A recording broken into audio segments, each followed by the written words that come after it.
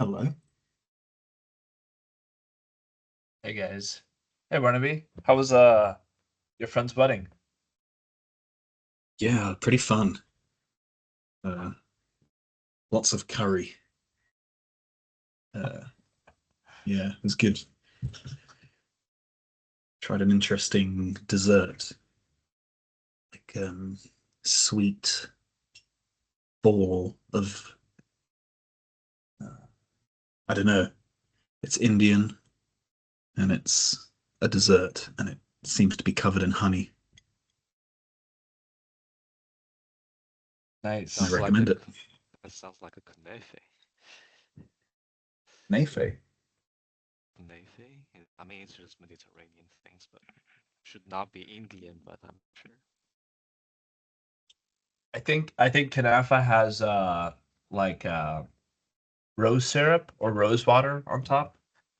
Yeah, I like kunefe, like kunafe. Like I don't know, like How it did spells. how do you have Kanafa? How did you ever have Kanafa? There's like a plenty like of like Mediterranean restaurants around like the peninsula. Okay, I mean, that's fair. it like resembles like, pretty much like yeah,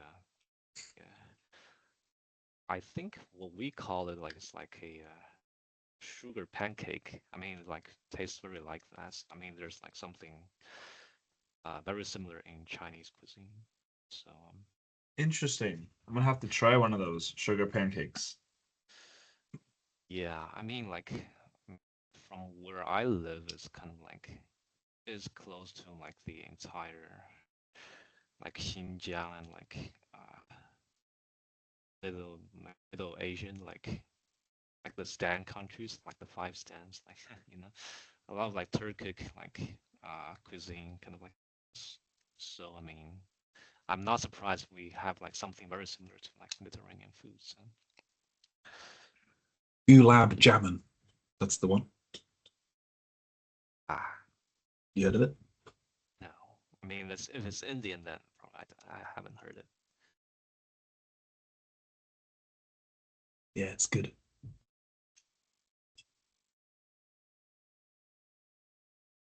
Basically a squishy ball covered in honey. Ah, I see. Can't go wrong.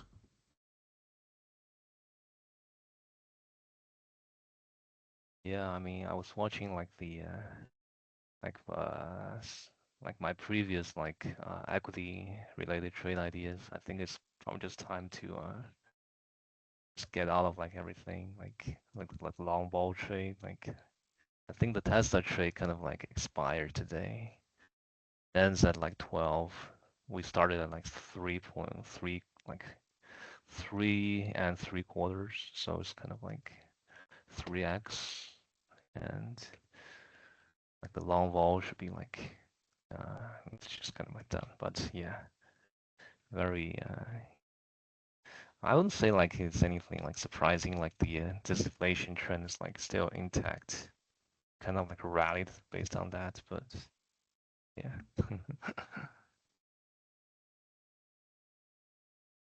Nice. I mean, I don't really have anything on, just like watching these, but what did Ray do today?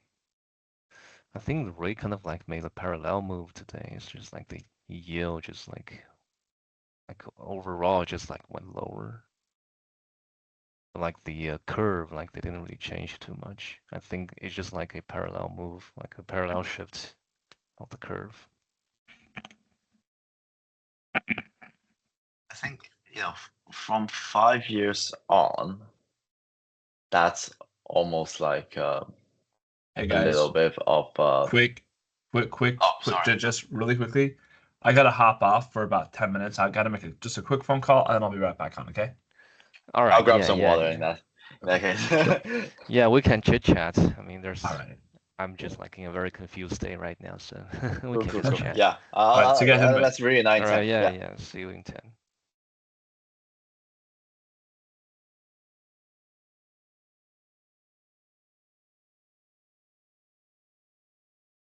Uh,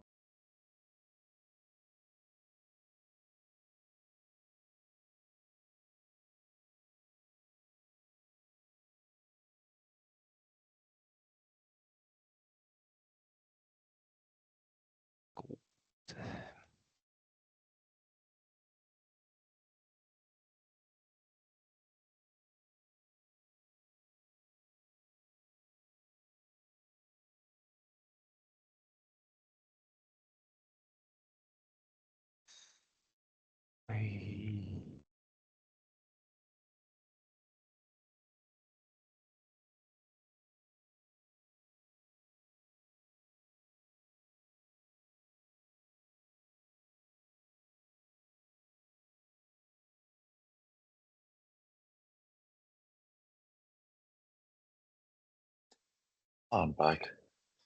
Glad the Tesla trade went well. I mean, you can get out at this point. I mean, Oh, I got out of my short position. I mean, it's just like, I don't know what will happen next week. It's just full of like uncertainties. Uh, yeah, that right. And for me, what happened was I'm still tweaking my model. I'm actually like I regret breaking up my revenue and my cost analysis in two different big pieces.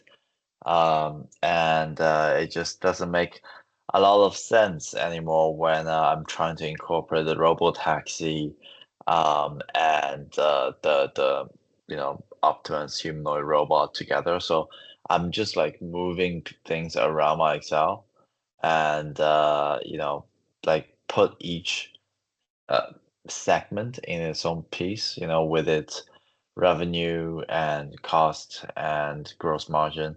I think it's just easier that thing. I did it with other companies, but I didn't do it with Tesla.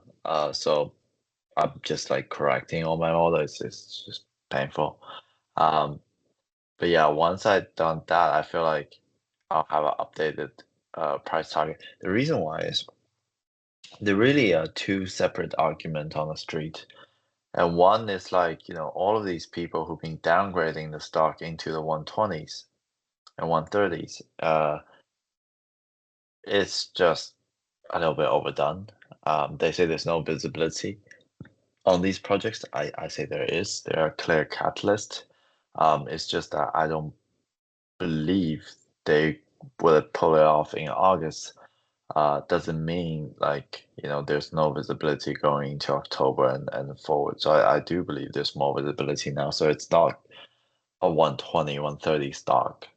Um, but then there are also these other camp who's been saying this is the greatest and finest and it's going to 290, and I certainly don't agree with that at all. Like they just realized everything, and the price target and the volume and revenue they analyzed was way too high. So I'm like in between camp. Um, so that's why I think it's like a good range, based on my pre-earning calculation. But I would like to break this down even further and see how that impacts the revenues and EBITDA, with more visibility. Um, yeah, so that's what I've been working on, and I took profit on the trade, and yeah, and afterwards we'll see whether it's overvalued still or undervalued, and I'll put on more positions.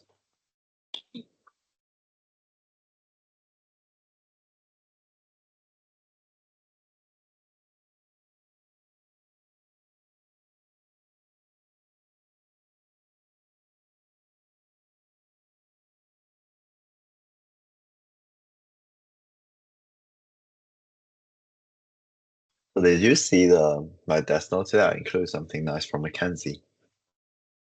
So I was calculating, the cost per mile, and I come up with that $2 number. Turns out, Mackenzie thinks very similar. It says it's between $1.20 and $2.50. I put at $2. I'm like, okay, it's a little bit, higher end, but still okay. Way lower than ride hailing, way lower than taxi, a little bit higher than public transit, but I guess that's okay if you're in a robo taxi.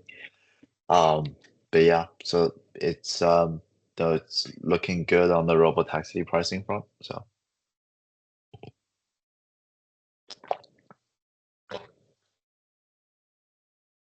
but that also give me like a ceiling on how much the underlying cost per mile Like when I say cost per mile, I mean like from the company standpoint, not from the customer standpoint, because the customer is like $1.20 to $2.50, right? So the cost should be much lower than that for it to be a profitable business.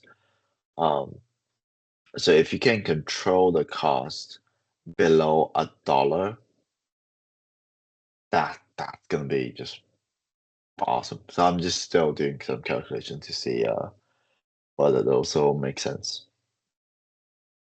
But in that sense, like Waymo seems a little bit yeah, it's about right. It's about right. It's on the higher end, but it's about right. Let me check what was the last time how many miles I did in the Waymo.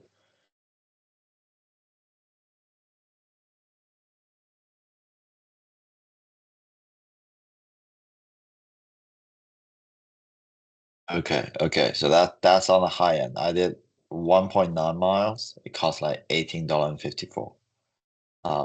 But that day it was like a pretty high volume, so I'm looking at $9 per mile. So it actually kind of tells you how expensive Waymo is on their cost front, because their car is like expensive, and with all their lidars and algorithms, with a sticky bit out of the top, like that car is super expensive. I think it was around like 300,000. So if Tesla can make the cost go down, then sure, I can see the fare go down a little bit more. Yeah. Oh, by the way, when you say you take the trade all off together, you mean like take off the August trade as well? Yes. I'm not sure what will happen next week. Wait, that wing is a call put. What? On that wing, was it a call put the August? The remaining one? That's a Everything put. is Okay. put. Yeah. Yes. I Mhm. mean, like when you initiate that thing, like Tesla was trading at like 250. Yeah, it was pre-earning 250, right? And so like everything Yeah. on the left side is just put. And, I mean, it just has like Yeah. I mean, you always have like better liquidity on the OTM stuff. I uh here's what I think. The downside is higher than the upside, Yeah, but like but you never know.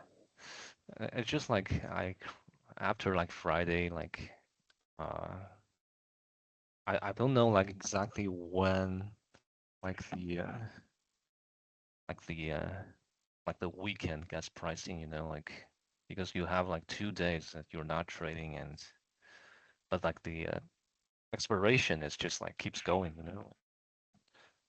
Mhm. Today is like a 7-day option, for example, but on Monday it just becomes like a 5-day or like a 4-day. I mean, like it's like 2 days missing from the weekend. I mean, usually whatever premium it has in the price is just like it will get like shaved off like till like the end of the trading session. So yeah, I think right now it's just like mostly just uh it's just mostly delta basically. Like right now it's trading at like 220, and like the put is like 230. Everything else just like got expired, and like the last quote I've seen is like 12. So it's Mhm. like $10 of like intrinsic value and like $2 of like extrinsic value, and those $2 will like I see. Yeah.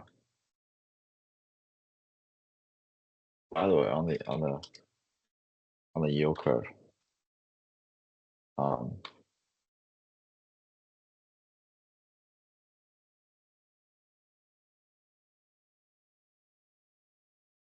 do this. shit, my headphone just disconnecting.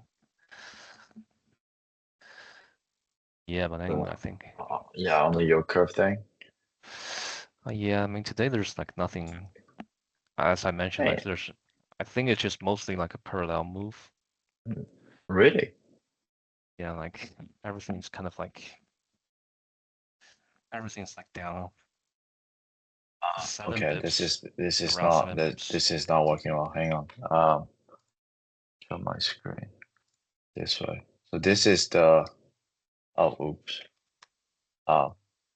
This is the Well, yield curve. unless the Refinitiv gave me the wrong quotes. Then. No, it should be the right quote, but like, okay, so here's how I visualize this. I have this green as the most recent, yellow's yesterday, red is a week earlier, purple is a month before. So I kind of have this 3D Oh, let me visualization see. in my head. Like, I don't know if it works in your head, but like back in school when I was like 7, 4, graphing, 6. I'm like, that's like I can see a 3D graph on the 2D graph. Ah, I see.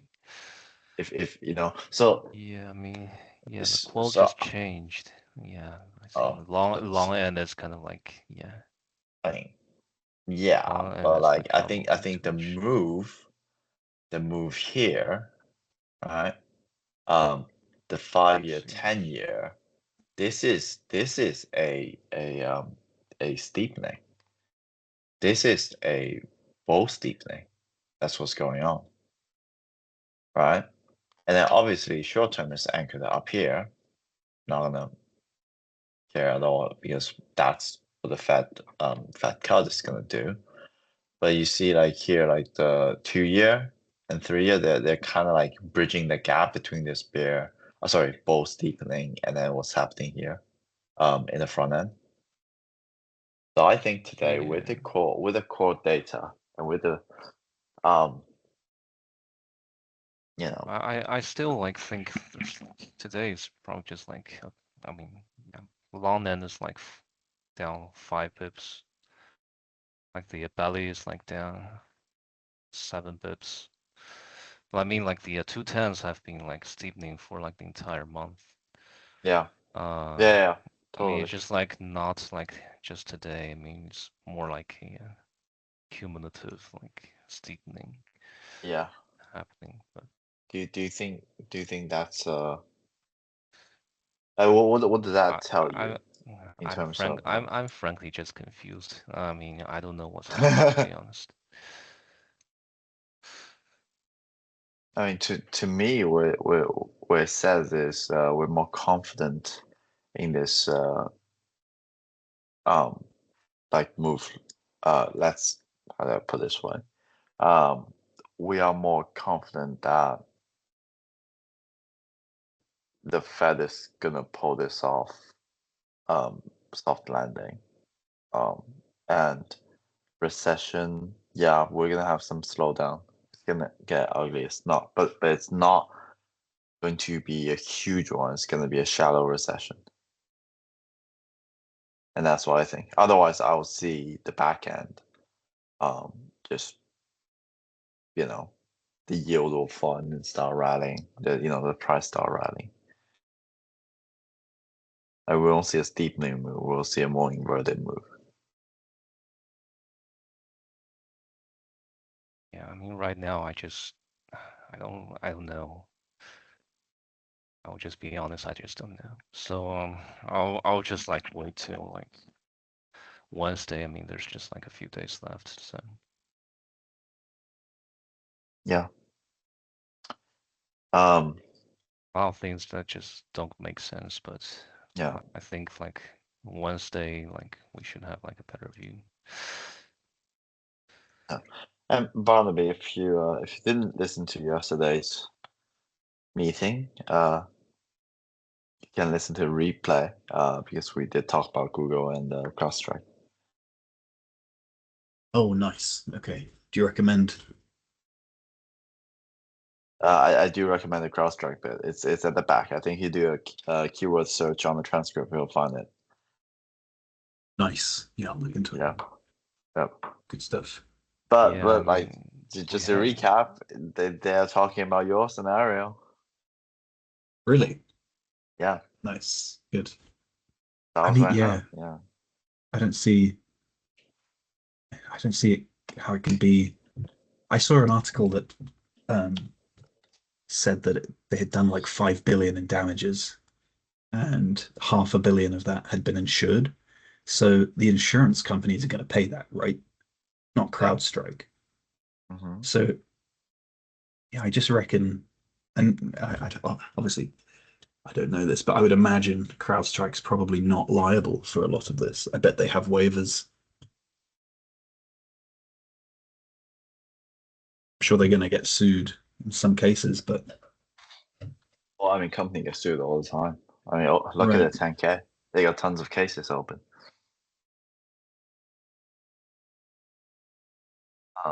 Yeah. So, Interesting. Yeah, I'll give that a listen. oh, Ask James is coming. James, isn't or is? I'm not sure. Like, I'm just Oh, gonna okay. ask him. Cool. I mean, you know, foreshadowing a bit. After we went through the macro stuff, I'm gonna go ask about the SBC question on my coverage. So if that's okay, just gonna do some probably some Excel work.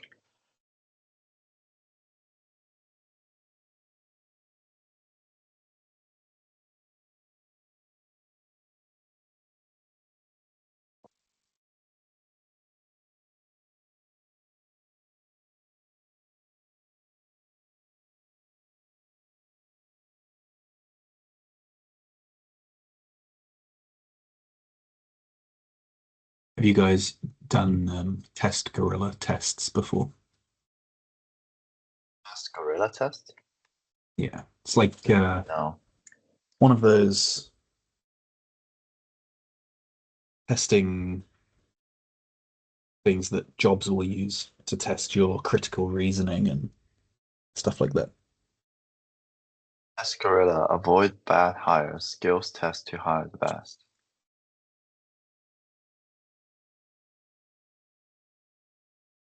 Yeah, I've seen various things like this before.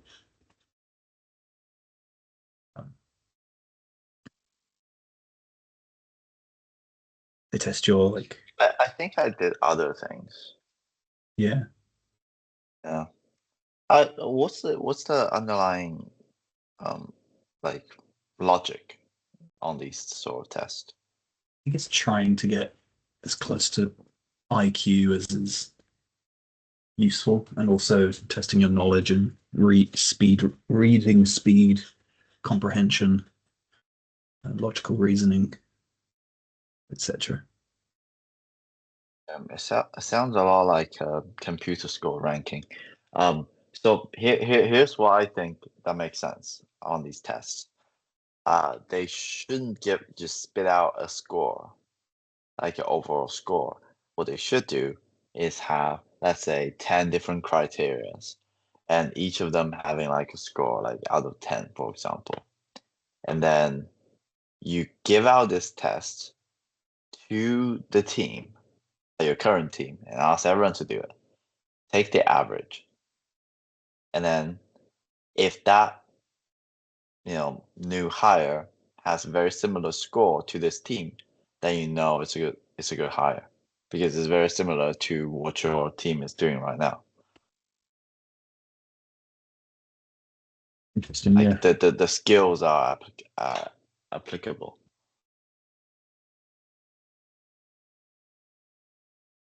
Yeah, it did have the one I did today did have different groups, different types of question categories.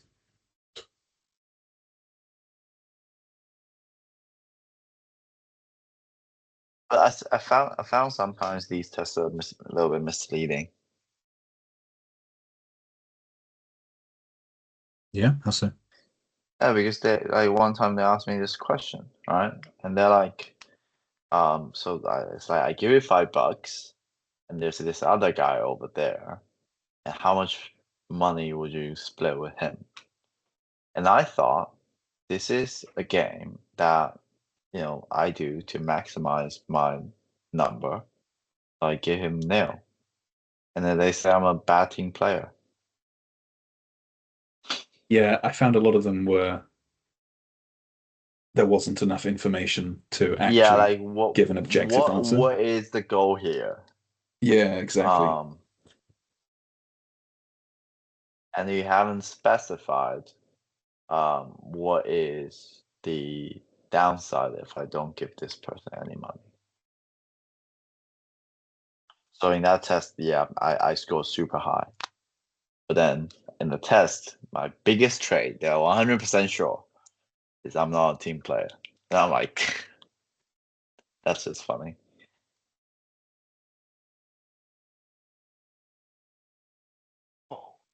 Yeah.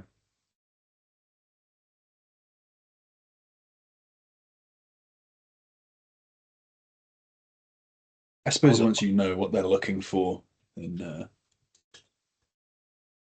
of just play into it. But then it's kind of gamifying the system just to, it's like the morality of being aware enough to make make a moral decision suddenly means you cannot be exempt from making a moral decision.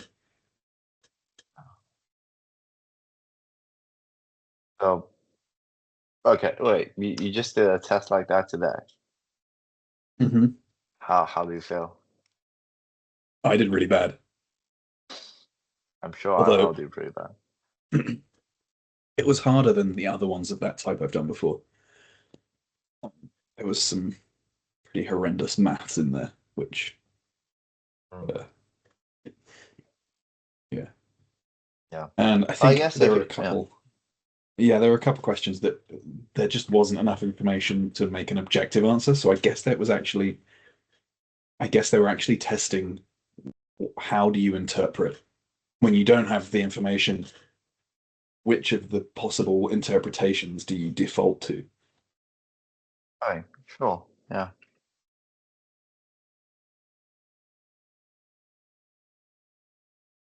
That, or I just misunderstood the question, or the person that wrote the question just didn't give enough information. How do they give out a rank though? Like they must have went through this whole test base or like I'm sample sure it's size. yeah, it's just a filtering criteria. It's just Yeah. something like a IQ/knowledge test. I feel like if you got 1,000 resumes laying out in front of you, that might Yeah. be just easier. Yeah, absolutely. Hmm. Whittle it down to the 10 or 20%. Yeah, it's just a process of eliminating people Yeah. to the let's say down 100 resumes and maybe more manageable at that time.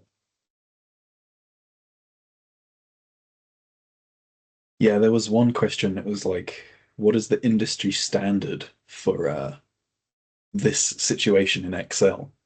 And I thought, how am I supposed to know? Which industry? Well, I mean, it was for like a equity research position, but Oh, okay. but I mean, that to me seems just completely subjective. So it's almost a test of like, have you had this as a job before? At like a major institution.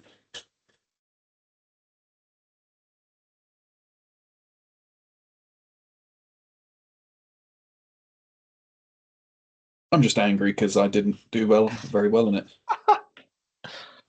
I was sensing that. Yeah. Yeah, just venting. I don't think that's like your fault, no? Well, it was hard. I mean, the job was supposed to be for someone who's done the job before. So I see. I'm stretching, trying to get it, but still, I'm competitive. I want to win. That's a mindset. But I mean that when there's like no like winning criterion, like I wouldn't be too mad about it.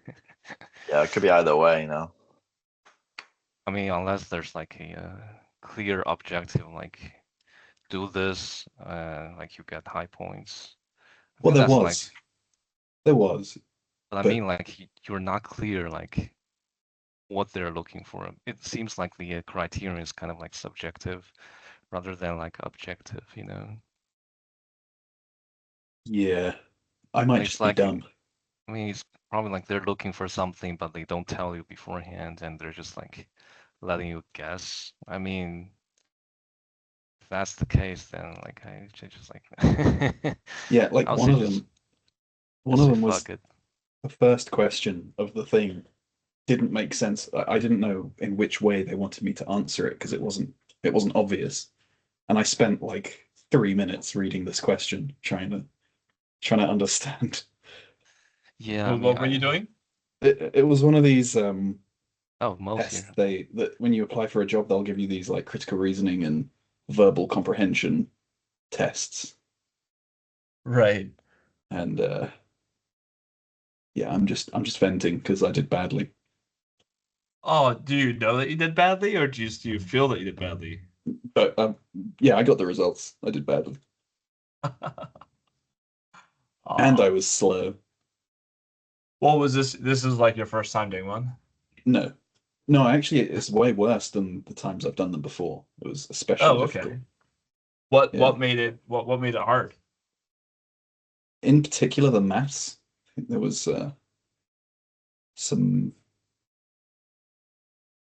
calculus or something. Math terminology I haven't really done much of. Oh, okay. And just a lot of tricks. So it's like a brain teaser. Yeah. Oh, I see. You just Yeah, it have felt to like practice those.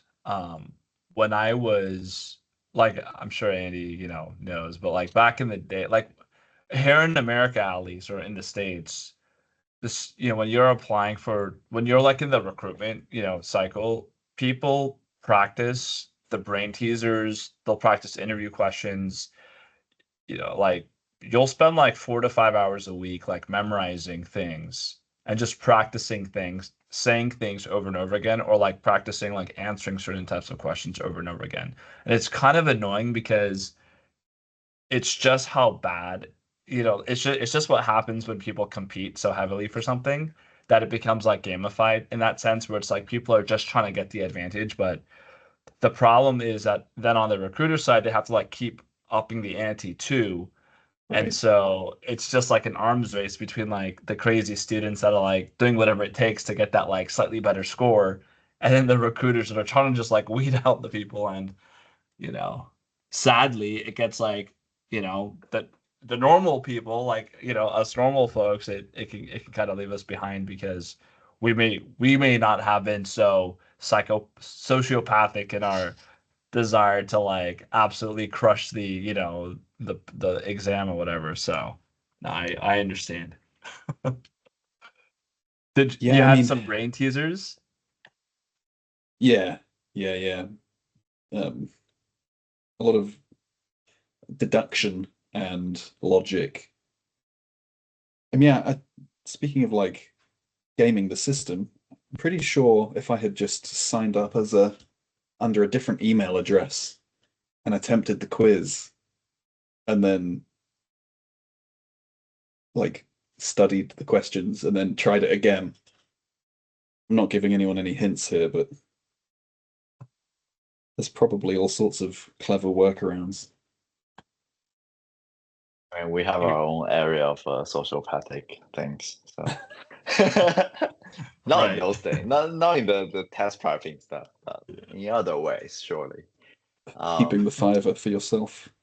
Andy. Right. Or intentionally giving the wrong notes to someone who asks for them. Right. Uh, yeah. Yeah, that's mean. Uh, um, right. So yeah, before you join, Mo, I was just saying we can go through macro stuff, and I do have that stock-based compensation question on Excel. Maybe if we can build a module. I think I didn't fully understand the Lucid one, so I was building Rivian and Tesla, I got confused. So maybe we can take a look at that and differentiating like stock-based compensation, how that impact the stock dilution, and then also how the expense ties into the cash flow statement, and also the operating expense. Because I think operating max you can either do with SBC or you can just do on percentage of sales. But if your assumption for SBC is just percentage of sales, then just I thought it'd be easier to do it like together. But I think yeah, if we can do some Excel work on that after we run through the macro stuff. All right, let's do it. Okay. Yeah. Yep, you want to get us started? All right. So today is just the PCE. Well, I mean, let me see. I do have like a sheet open here. Let's see. Oh. All right. Anyway, like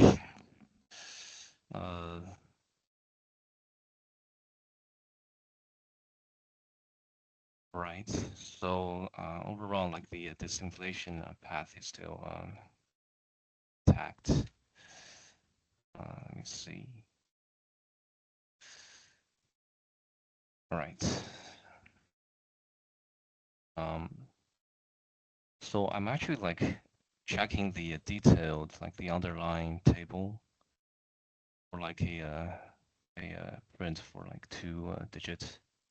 So overall, the PCE, like the price index, went up 0.08% for like total. Let me see like what is like excluding energy, the core PCE. The core PCE, let me see. Right here. See, yeah, it went up like 0.18%. So yeah, so like the disinflation path is still like intact. On the spending side, check this again. On the spending side, we do have like the real spending at 0.2%. Yeah, so I think like the previous 2 months data has been like revised higher.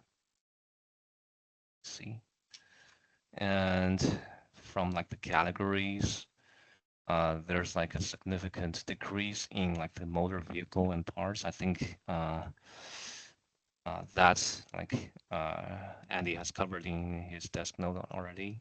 So the consumption in motor vehicles and parts is down like 23.9 billion of dollars. So it means like down a lot.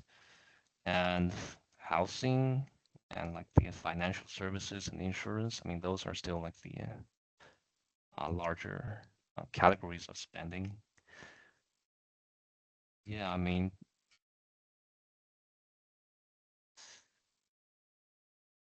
so overall, like the rates, we were just like discussing like the rate move, like the belly, kind of like steepened, and like I think the belly, like the 5-year to like 10-year, it's down like 7 bips today, and for the long end, it's like down 5 bips today. So overall, like there's like most likely like a parallel shift, but the belly moves it's like a little bit more than the long end. I think we also got the GDP nowcast for Q3 initiated for both the Atlanta and the New York Fed. So obviously, like the benign print yesterday has like raised like the baseline for the Q3 GDP. So like right now, the Atlanta GDP now is at like 2.8%, and the NY Fed is at, let me see, NY Fed nowcast Q3 It's also at like 2.7. So yeah, I mean like the yesterday like the stronger print has uh kind of like transferred to like the Q3 forecast right now. So like this just make me thinking like if like Fed is gonna kind of like postpone their like the cut schedule. I mean I do see like a lot of chatters like about like how the Fed should probably like cut rate right now, but I mean just like if we're like data dependent, I don't really see like I mean this kind of like diminishes like the possibility of like a cut in September as well. Like it's almost like the September cut was kind of like already certain. Yeah, so like looking at the Fed Watch, I think the December is like right now it's like 2.7 cuts, so it's kind of like more cuts has been pricing. I think it's because of the like the disinflation story. Yeah, I mean, but overall, like the consumption is still like looking decent. Like the growth side story is like still strong. So yeah, I mean, I'm just like still thinking like we might get. I think we just get like more visibility like next Wednesday when like we both have like the that side of the story and we have like the Treasury side of the story. I mean, hilariously, like Yellen has like addressed the Rubini piece today, saying like Yeah, I saw. it was kind of like BS, but yeah, I mean, it's, I mean, I'm not saying like this is like uh I might just like believe like what Yellen says because I tend to think she's like a technocrat, like she really knows like how things work, both behind the Fed and like behind the Treasury. So maybe she has some point, but yeah, we'll see like when like Wednesday when there's like the QRA data and announcement and as well as like the Fed decision uh to gauge like how right now like after all these data like what's the Fed is thinking. You know, one of the things though that I thought was interesting is in the paper, Moran and Rubini, the way that they position what the Treasury is doing is as business cycle management, right? Right. And I think and that becomes monetary policy. Like that's monetary policy. And so their argument is pretty much that like the Treasury is engaging in monetary policy. And I think that is what Yellen is really contesting because she has, you know, like she's obviously trying to like manage, you know, TGA, the Treasury General Account. Right. Um, she may think about liquidity concerns, right? But there's a difference between like, you know, like if you slow down your car because you're worried that you're driving too fast, that's not that you're trying to block everyone else's traffic, right? So it's, you know, you can't extrapolate what she's doing with the TGA to be like explicit monetary policy. Um, Now, at the same time, and I will say that people like Moran and Rubini are also really pissed because they got this year pretty wrong, or they got the reacceleration thesis really wrong.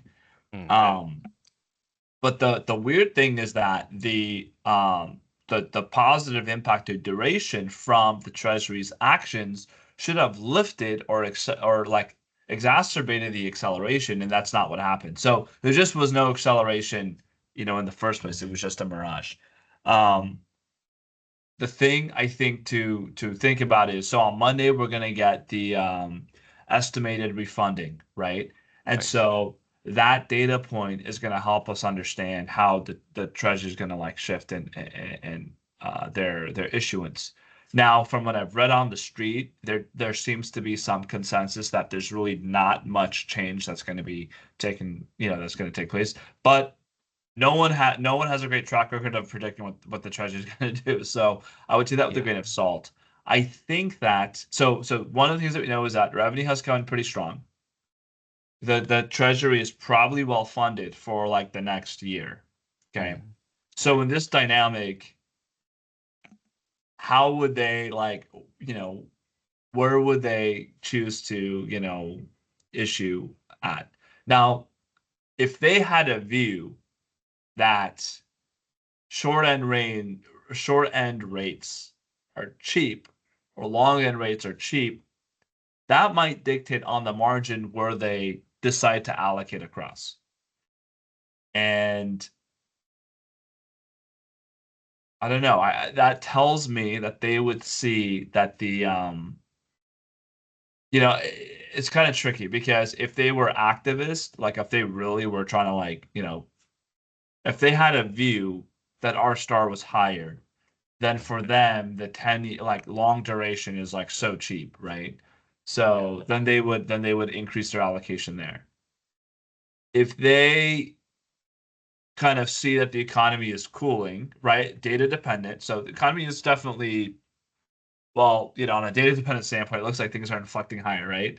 So because Q2 GDP. So in that environment, how would they kind of shift? Then they would go heavier say bills. So well, it's hard to say how this is going to fall. I think I lean still on that they're going to slightly increase that bill issuance. Okay. That will be a slightly positive for duration. It's not going to be the surprise that it was last quarter because I think going into this QRA, the market is very well balanced. I'm impressed by how, I don't want to say sanguine because actually the rates market has seen a lot of fall, but it's not, it's just been mean reverting, you could say. So it's not been, it hasn't overshot in one direction or another. So, yeah, it's like it's about right. Don't really have a trade there to make necessarily on the treasury front. But I do know that if the treasury were to shift or increase their bill issuance, that would be positive for duration. Right. If they actually increase their long issuance, that's going to drain your liquidity and that will be negative for duration. So I know then what the path of like the asset class is going to look like for that quarter. Or like I can add that seasonal, I don't know if that's seasonal, but I can add that like element, Right. into it. Yeah, And then one go ahead. thing that's like interesting is like because I was looking at the 210 spread. So this spread is kind of like steepening, starting like it's almost like for a month, like it just keeps steepening. I think it was like in June, like 23rd, it was at like 40, like negative 40. See? Right. Yeah, it's like almost like negative 50, but right now it's at like negative 18. So it's like the 210 has like steepened quite a bit. It's really Uh, important to say though that this has been a bull steepening though. Okay. So yes, really important because again, what's the difference between a Fed cutting cycle and a Trump trade? Bull and bear. Okay. right, Bear steepening led by the long end selling off, right? So you'd right, get rates that rise and then the long end goes higher. On the bull side, the curve is compressing and it's flattening, and it's like balancing out because of this anticipation that there's going to be these Fed cuts. One of the things that I'm going to say, let's put it this way: here's a view.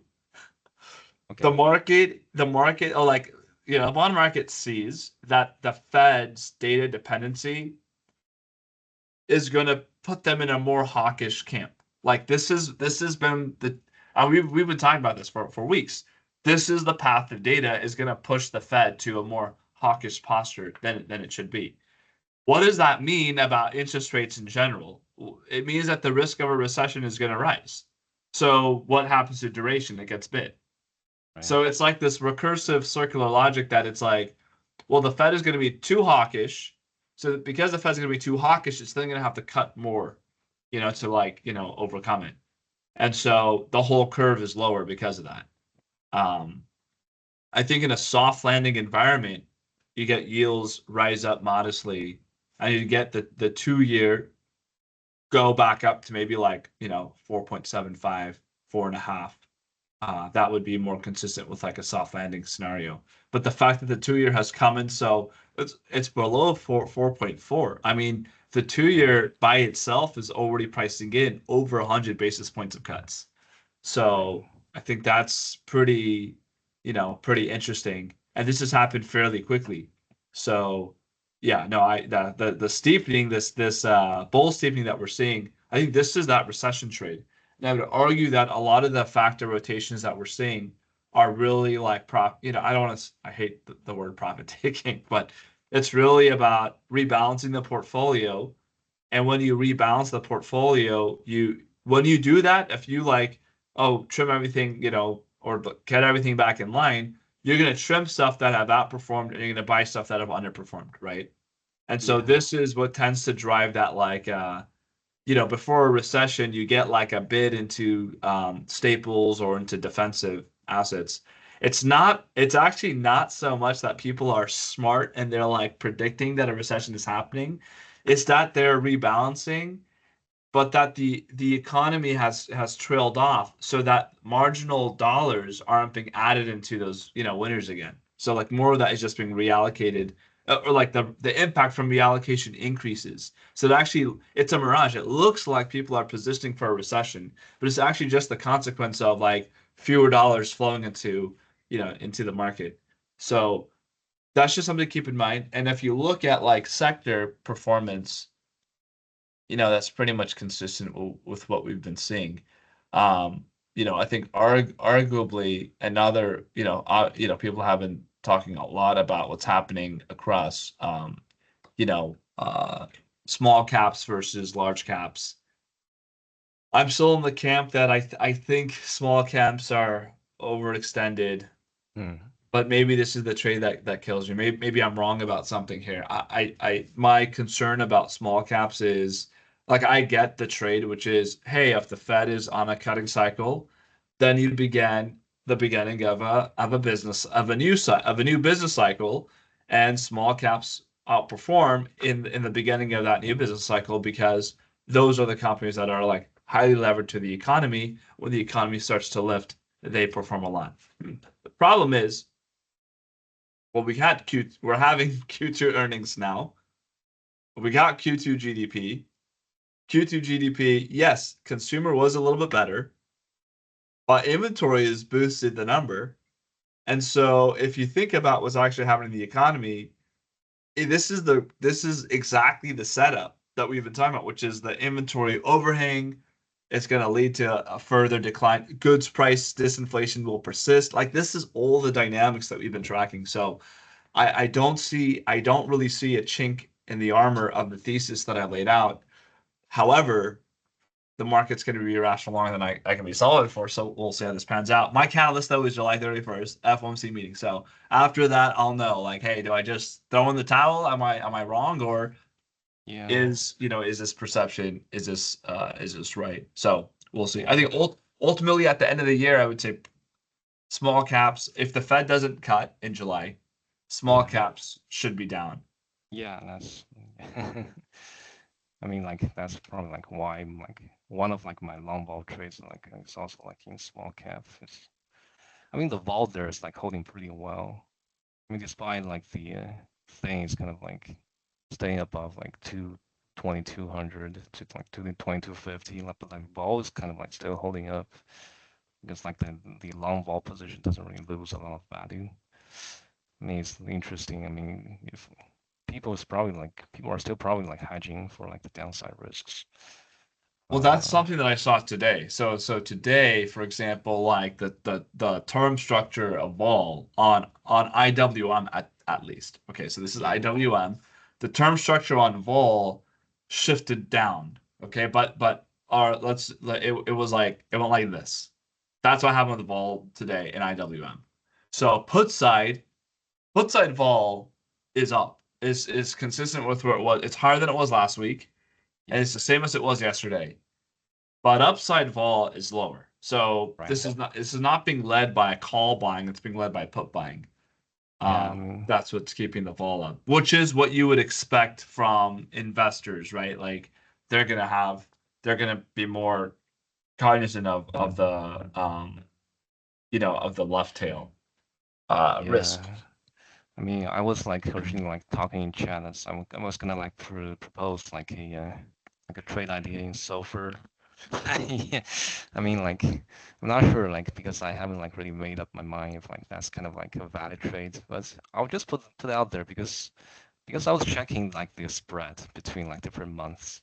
You know, like I was looking at the June like 25 to like let me see. I think it's no, it's more like March 25 to like uh yeah, June 26.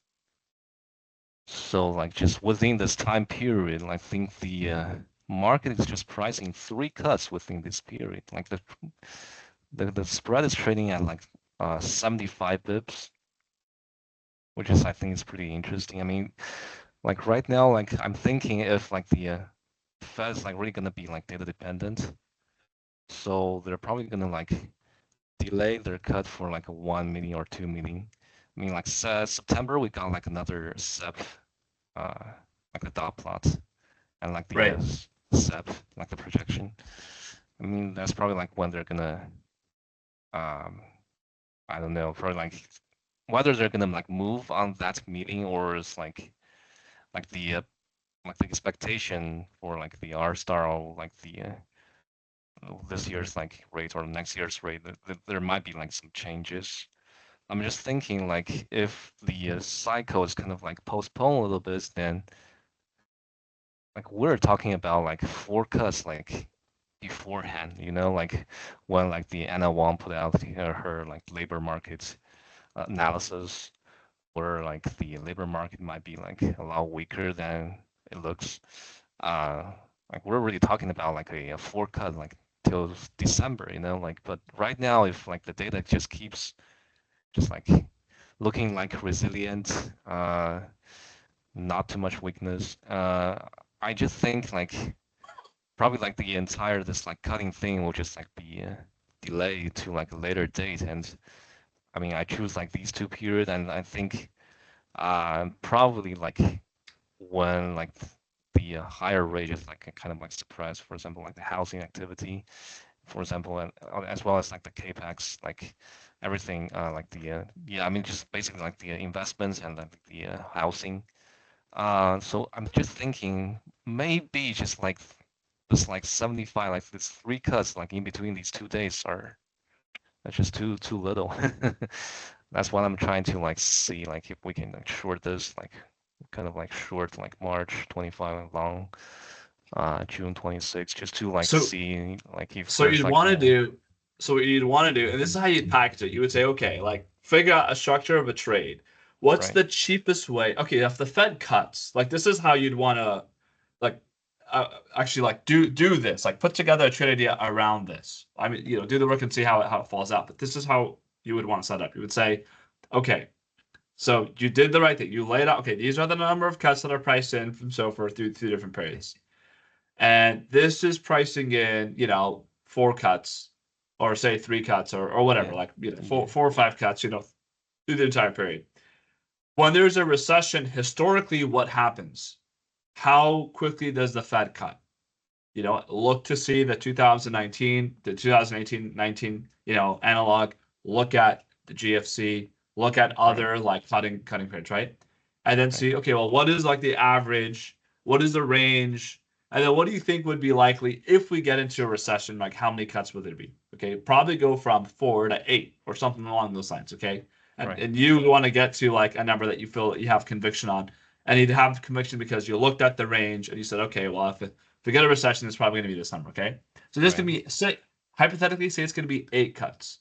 So if we were going to get 8 cuts by summer, by say July of next year, and SOFR's only pricing in 4 cuts, or say 5 cuts, and then it's missing 3 cuts, right? yeah So then you would go and you would build a trade and say, what is the cheapest way that I can get the best upside on a recession trade? Like that's what you'd want to look for. Like, how can I optimize for the best payout for a recession? And you'd have to ask yourself, when would you know that you're going to get into the recession phase? Okay. Would it Right. be by September FOMC? Would it be November? Would it be, December? Where in the path would you expect it? Because that's going to tell you about how you're gonna line it up. So that's how you're gonna, so do the analysis, right? Go through the Right. process, look at create the query tables, what happened historically, and then go through the pricing mechanics of like, okay, I'm gonna go play around with a variety of different structures and look to see which one is going to be the cheapest that gives you the most upside. And I'm gonna give you an example of like what people want, what I want, right? Yeah, right. Buy this for a penny, this structure for a penny, make 40 cents if you're right. Like that's what I want. Okay. Okay. So and Right. now obviously, like how likely is that to happen? Maybe not super likely. But those are the kinds of trades that really like you really want the asymmetry. Like that's really what you want to focus on, especially at the macro, especially when you're doing macro very tactically and from a discretionary standpoint. Focus on that. And so you need to know like, okay, what has happened historically? What do you think is going to happen? In the range. And you don't have to say, oh, I think this is going to happen 100%. You could say Right. there's a 50-50 odds, right? But if I'm wrong, you lose a penny. If I'm right, you make 40. Okay? So this is a cheap way to hedge or to like prepare for a potential recession risk. So that's how you should position it. No need to say, and I would say that this goes for Barnaby and Andy. This goes for you guys too. You don't have to say like, oh, this is what I think is going to happen, and therefore make the trade. You can say, look how cheap this trade is to make. Look how cheap taking this the risk is. That's how you kind of want to position any of these trades at. A scenario that you think is a reasonable chance is being so underpriced. Okay, that is value. Okay, that's the value mindset. It's not that trading a low PE or IP. It's that actually the trade is underpricing a potential outcome, a potential scenario that you think is probably at like a 25% or 50%. Should be at that level of confidence, and it's only trading out like a 5 delta. Like that's like the sweet spot. Right. Yeah. Okay. I see.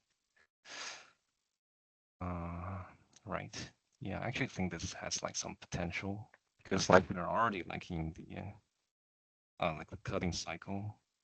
I think they're gonna turn to like hiking anytime soon. So yeah, like the probability of like this trade losing is kind of like, I mean the scenario is kind of like a few, but like the upside is kind of like, well, I mean, depending like how fast like that cuts.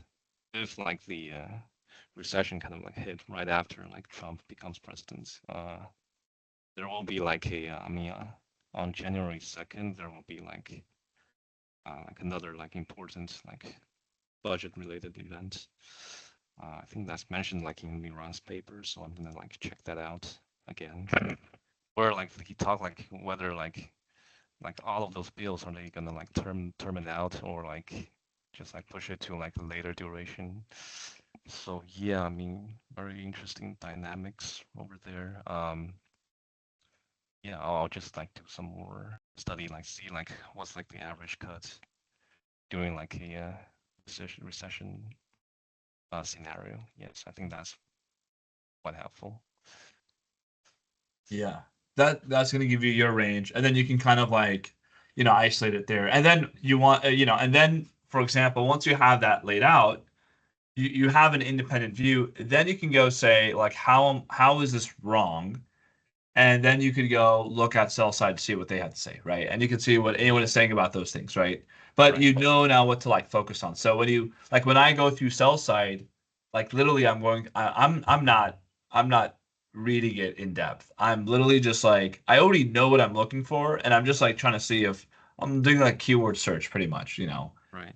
And that speeds up the process. So like so here's the thing, when it comes to like forming the idea, right? The idea generation kind of phase, you know, it's really important to understand that like it's extremely hard, and I don't recommend trying to generate an idea like cold turkey or whatever. Like you can't just look at a company. I can't just go and look at a company and generate an idea. I would, if I try to do that, I would probably not come up with a good idea. Like I kid you not, I'd probably have like a really terrible idea. And so why what allows someone to really be able to generate good ideas? It's not that they are super smart or they know all these processes or whatever. It's the coverage process. Okay, what that means is like we stand on like a body of understanding already, right? And then we can look at the marginal shift, right? And the little variation. And sometimes those scenarios are just so underpriced. That's what gives you a trade idea. It's not that if I have to go look up an individual company like right now that I've never covered before, Right, that's not possible. right, exactly. It would take me like 10 hours just to know what the business does, right? Yeah. So in this case, definitely, leverage like what do you already know? And don't worry if you don't know everything. Like no one knows everything, you know. You know, but you know what you know, right? And so you just start from there and then say, okay, what do I need to know to then like define what I have to do? So that's, and then when you go through that process, what I find is that if I have to look at a company in my coverage, for example, I would say on average, it takes me about like 1 to 2 hours to develop like a hunch for a trade. Maybe even less. Something it could take like 10 to 15 minutes to be honest to develop the hunch. The thing is there has to be some new incremental information, right? I'll give you an example, okay? Imagine you were looking at yen for 6 months. Nothing happened. And then tomorrow, Bank of Japan comes out and shifts their interest rate, right? They change their forward guidance. Now you know exactly what's going on, right? Like that's the trade. There's going to be some trade around that, right? So what do you have to do? Okay, well, price the impact, the shift in the curve. How does that relate to the dollar curve? Okay, how does that relate to the, exchange rate? How long does that process take? 15 minutes, maybe less. If you already have a spreadsheet, 5 minutes. So it does not take very long to generate the bulk of your work. You can conduct the analysis very, very quickly. What's really important though is we need to limit ourselves to two things when we do this, when we try to find ideas. It either needs to be anchored to information, so it has to be like something incremental came up. That's your trigger, some new information. The other thing that's important is the valuation, right? So, for example, if you already have a rate differential, analysis of dollar yen, and you already know the range that it's going to trade because of that differential, then if the price exceeds that range, that's another trigger, okay? And you know immediately what you need to do.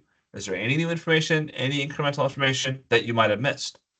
Okay, so do a keyword search or just do a quick search, right?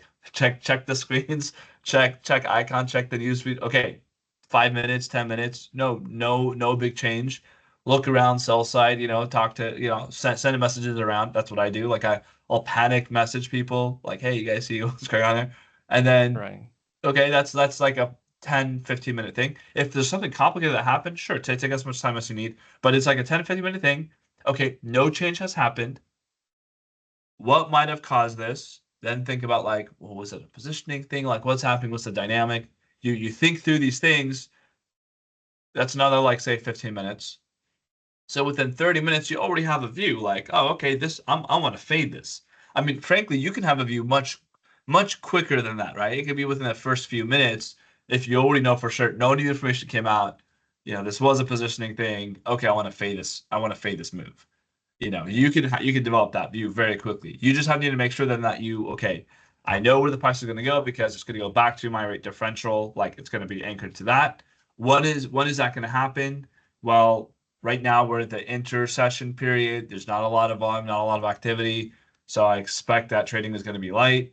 Maybe this should pick up by New York hours. So you set a kind of a defined time period, tie it into like where you think the information or the flow is going to come from, and then you're either right or you're wrong, right? Then you put the risk on, and that's okay. That's the risk that you want to take. So, you know, don't worry if you're going to realize that as you improve your knowledge, the trade ideas that you're going to generate are going to feel way more simple. But they only feel simple because you're now an expert. You've gone past the Dunning-Kruger curve, and now you're past the plateau of despair, and now you're on to the slopes of being an expert. And because of that, you just think, why isn't everyone else saying this? You know, like this is, I don't want to say this is so easy, but like, oh, this is so obvious, this is so clear. I can see this so clearly. You can be wrong still, just like experts are wrong, but that's a different tier. It's not that you're wrong because you just didn't know. It's that you're wrong because you took risk and another outcome occurred.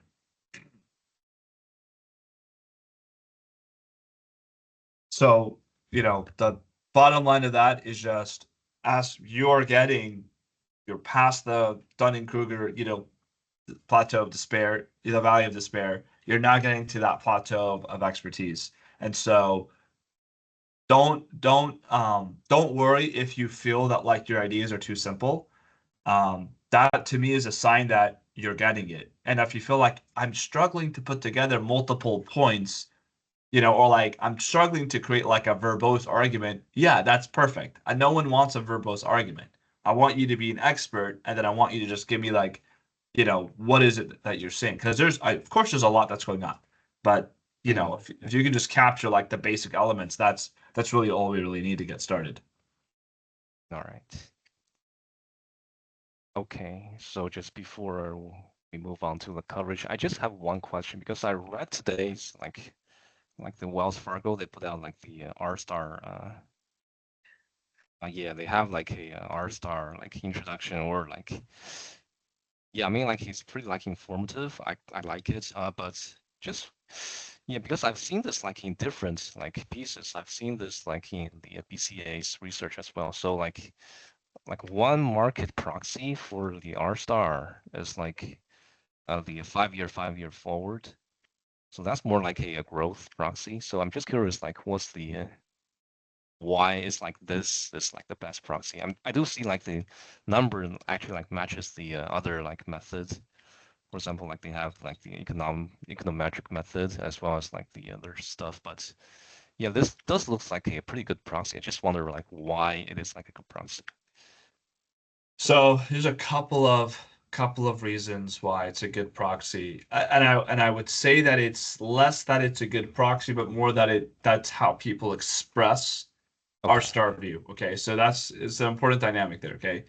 And I think it boils down to I think that I don't know who started it at the Fed, but the Fed says that like that's like in some of their communique, like not published, but like in conversations or in interviews or press conferences, they will say something like they're looking at the 5-year. So I see. 5-year is like is a known kind of like estimate of like where say midterm R star is headed. And it's definitely used as like a benchmark. But because it is because when if you decompose a 5-year, right, you get the term premium, right? You get a lot of a lot of different components. And so you want to track that with a like Laubach-William model, which is the R star model that the New York Fed uses. And then you want to corroborate that with like a nowcasting tool. So I do track like 5-year, just because it's there. You should too. I should too, yeah. But it's it's more like Fed says it's like good, and then like market kind of like calibrate to that. I wouldn't say that the market calibrates to it, but you can see if the market agrees or not. Or Oh, I see. for example, if you've let me just pull it up really quickly.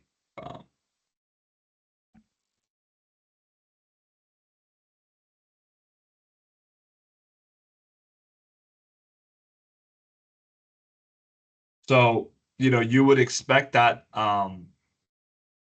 think about like your economic estimates and economic surprises. They should all move in the same direction as the 5-year, right? And, you know, what happened in April? April, like this April. Yeah. Oh, we had like a few hot printing inflation.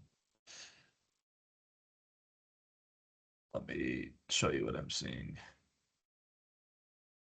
And, like April is like where we are starting to get like still like data that making Fed less confident. But I mean this mostly is on the inflation end.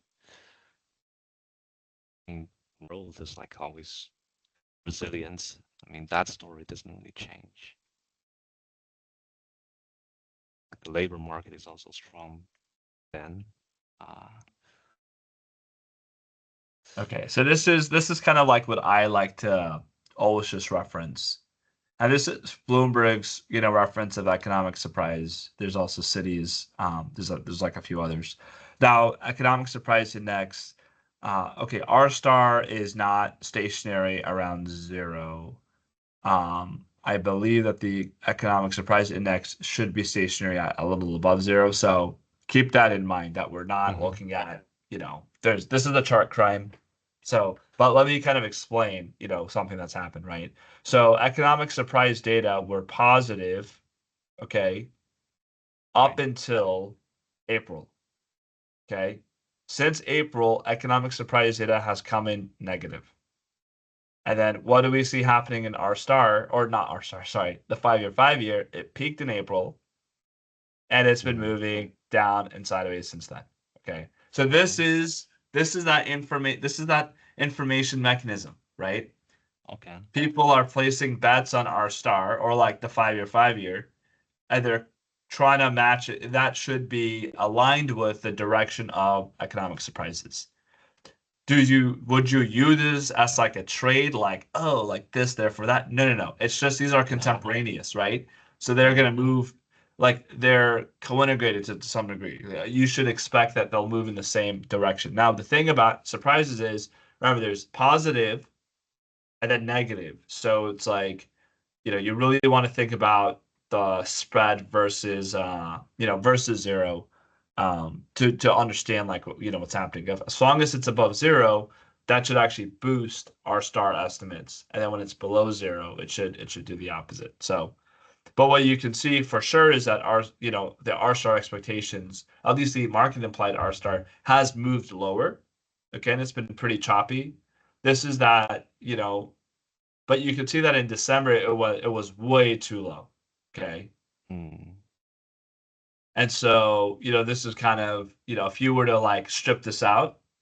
So if this was, uh, you know, to give us a sense as to like where growth, might be, subtract the 5-year, tips, and you get a good idea of like where your real rate is in that environment.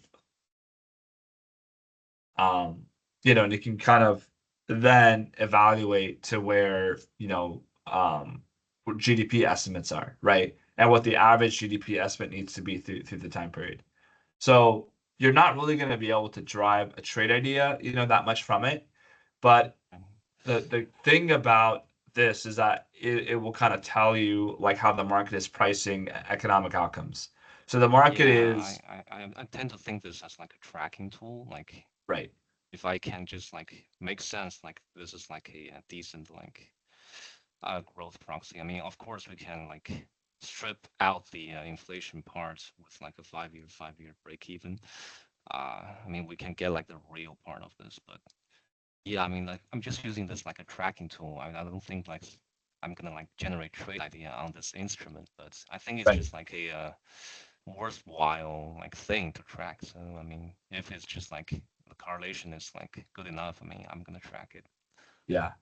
You should be tracking pretty much all of these series. So you should be tracking like the forward curve matrix. You should be tracking like the forward versus spot. You also want to track the tips and the inflation swaps. You want to track so the tips break evens, the inflation swaps, and then you could in an icon in monitor, you can actually create an equation. So you can subtract, the tips from the nominal yield to get you what the real yields are. You can have a separate column for that. Yeah, you want to be you want to be tracking all of these things, and then what you could do is you then can create like yeah, I'm not a huge fan of doing it like this. You could create some sort of like a z-score on a basis point change, and you could run the analytics in the monitor tool itself, and then that can kind of be a good you see something hit that, then you know that something is happening, right? Now, I would argue that you don't have to have another column. I'm just a fan of minimalism, right? You don't have to have another column saying, hey, this is bad, right? You can simply see it. But as long as you can like corroborate everything, then that's what you want. All right. I think that's probably like the question I have today, because I was reading that piece. I was like, this is like pretty nice summary. I'm gonna like keep it in mind. But yeah, I mean, yeah, we can just next week is more of like the fireworks will be. So I mean, yeah, let's see next week. I mean, what a way to end July though. Two Yeah. central banks plus like Treasury. I mean, it's packed. So yeah, I mean, I'm gonna just like transfer to like Andy. So Andy. All right, cool. Yeah, so yeah, pretty hectic week. We got last bit of earnings this week. Mercedes came in overnight. Similar story to everyone else. Weak sales and earnings. But interestingly, some theme that I pick up is the pro segment. For Mercedes is the vans, but for others is trucks are coming actually pretty hot. So I don't know whether this trend will continue. I'll do more research on the underlying reasons. But the personal vehicle side is obviously super weak. The inventory is still high. The inventory overhang that we talked about earlier. And on the pricing front, yeah, the PCE actually is pointed to weaker. So that's also a continuing trend. Because you have all of that inventory, we will have tons of promotions and the pricing incentives coming along in the second half of the year to clear out the inventory. So I see more headwind to price on that front. Going back to the Tesla. What's funny is I think one of the Chinese banks, they are the bullish ones, and they sent out this like a little screenshot, including Death Note, which is McKinsey's 2022 estimation of what robotaxi is going to cost per mile. And what's interesting is taxi is going to cost around $4.30 to $6.30 per mile. And robotaxi is going to be almost one third of that, cost, which on some occasions is even lower than owning a private car. So that's it's within the same ballpark where I have my robotaxi cost per mile, which is around like $2. So yeah, we'll see how I'm still building that a bit. So let's see how that translates into the robotaxi revenue. I do have a question for you, Mo. I know you take quite a lot of Waymo. I realize my cost per mile for Waymo is almost like $10. Like, what is the if you look back on the history of the trips you took, probably in the app, what's the average you're seeing per mile? I don't know. I haven't. Can I see that in the app? Yeah, so if you just open the app, and then you pick, I think, one of the trips, you'll see how much it costs and how much you traveled in the account section. Okay. In the account section, trip history, and then you just click anyone. It will tell you the distance traveled and how much it costs. Okay. So I did 1774 divided by 2.31.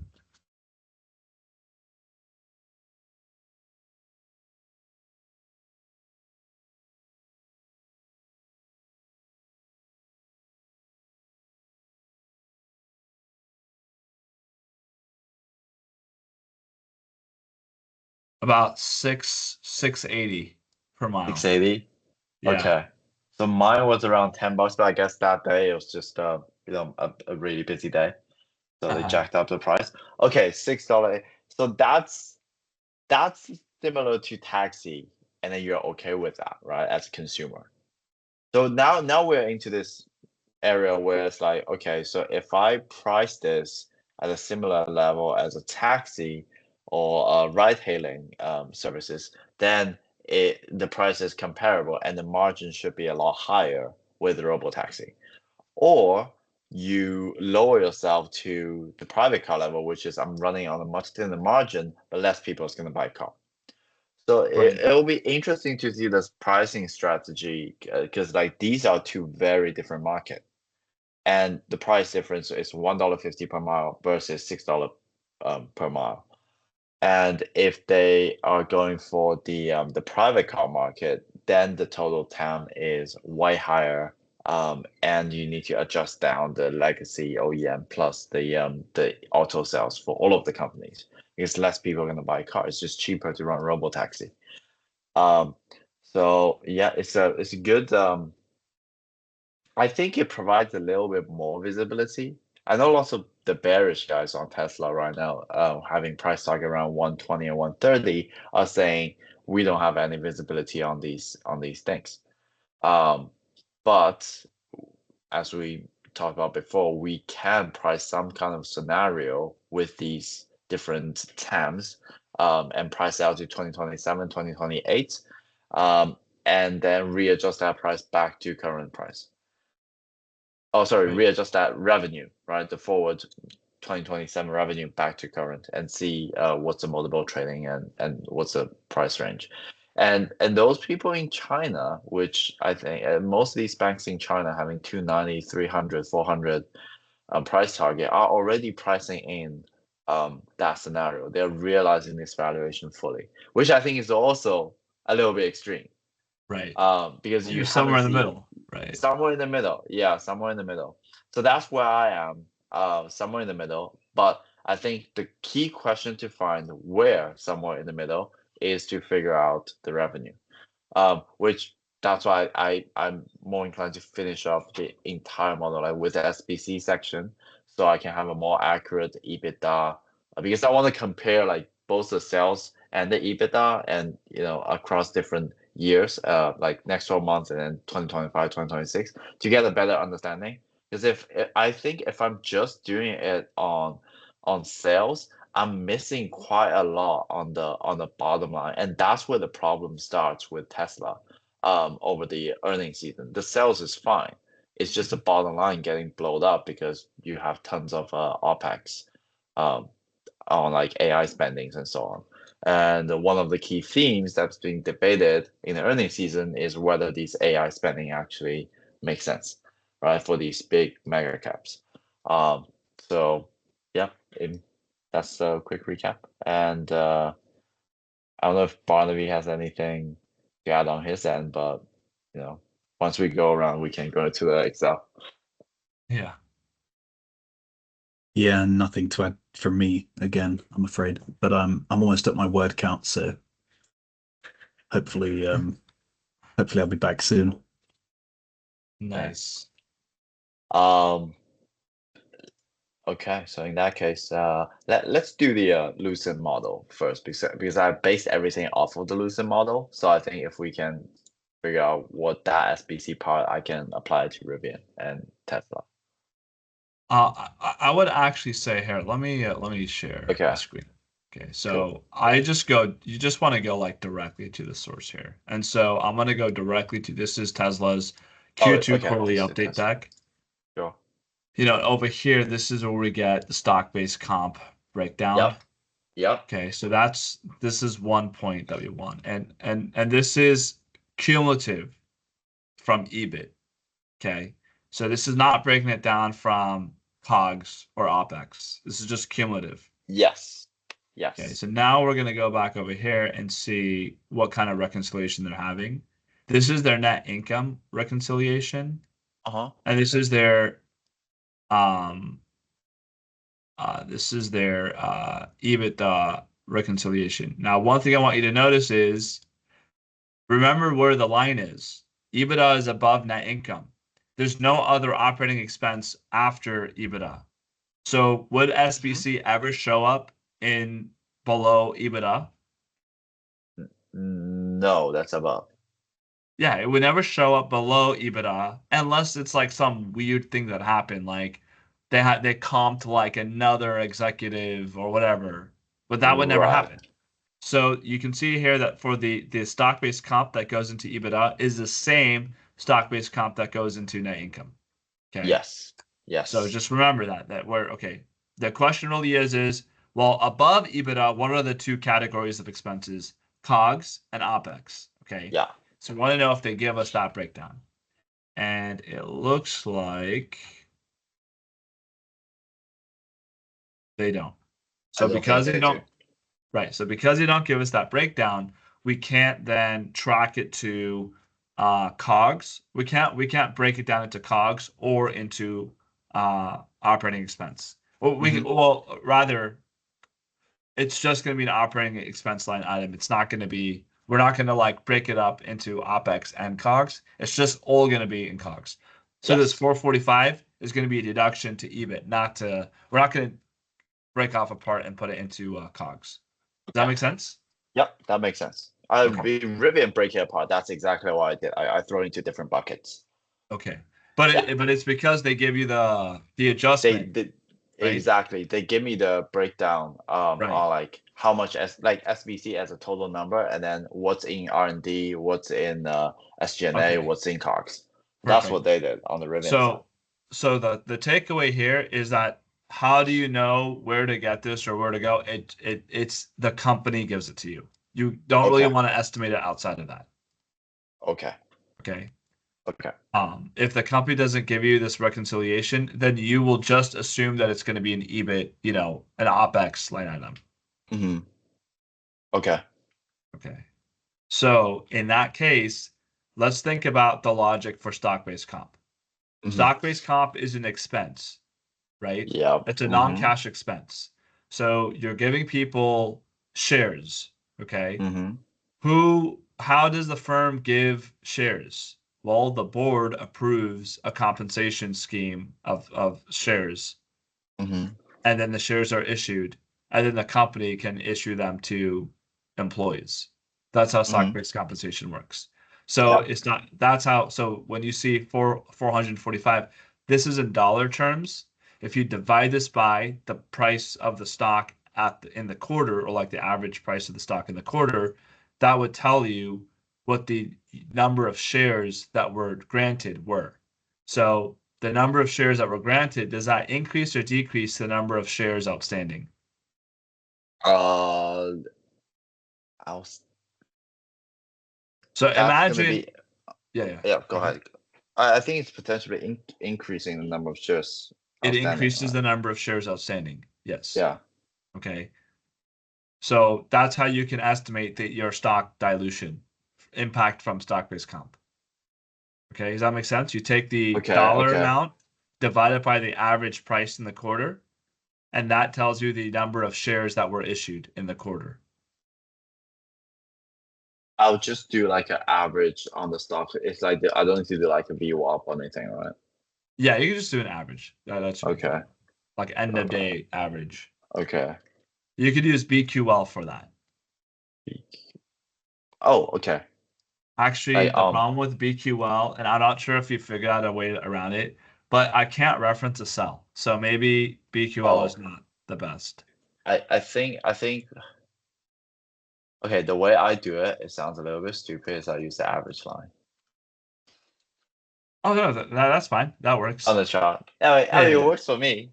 It's Yeah. the I mean, it, quickest it just way. depends on how you want to do it. Like, do you want to do it in Excel, or do you want to do it? Yeah, obviously, if you got to do whatever is like faster. But then, like, you just have to know, like, that's the process that you have to go through. Okay, so that's how you Right. can figure out Okay. like the average price, and then with the Uh-huh. average price, you get the dilution amount, the impact. Yes. That needs to then Yes. be added to the shares outstanding. Yes. Okay, so that's how stock-based comp impacts the number of shares outstanding. Okay. Oh, okay. So Oh, interesting. Okay, so the number of stocks in the weighted average shares calculation, that number is number of shares. I thought it's dollar, so that's No. Okay, here's another thing too, okay? The weighted average shares is the weighted average shares. To get the actual share count for now, say that you need to estimate next quarter share count. What's next the quarter. Yeah. starting number of shares do you use? Where do you get that information from? That's that's the undiluted average basic weighted share price. In the Share 10Q, I count. want to show you. In the 10Q, they give you the number of shares at the time that this was reported. Okay. As of July 18th, there were 3.194. This is the most up-to-date number of shares outstanding. Oh, okay. Sometimes the company will issue an 8K to update the number of shares outstanding. And they'll typically do this once there is like a if there was like another stock grant or whatever. Okay. Okay. So you'll see you'll see that, through this. Okay. So you'll see an occasional update. Sometimes the 10Q will be a little stale because intra-quarter the company will have sent out a press release stating that the number of shares was actually higher. So for you to model next quarter, okay, you can't use this retroactively. It's just into the future. You would start off with this number. Okay, this is the number of shares that are currently outstanding as of July 18th. And then you would say, well, what is my SBC estimate next quarter? Divide it by, you could just estimate it. What's the current price of the stock today? Okay, that's your starting point estimate. Divided by that stock price. That's going to give you the number of shares outstanding, and then you would add that to this number. Okay. And plus all that other like share count extra, like number of shares, right?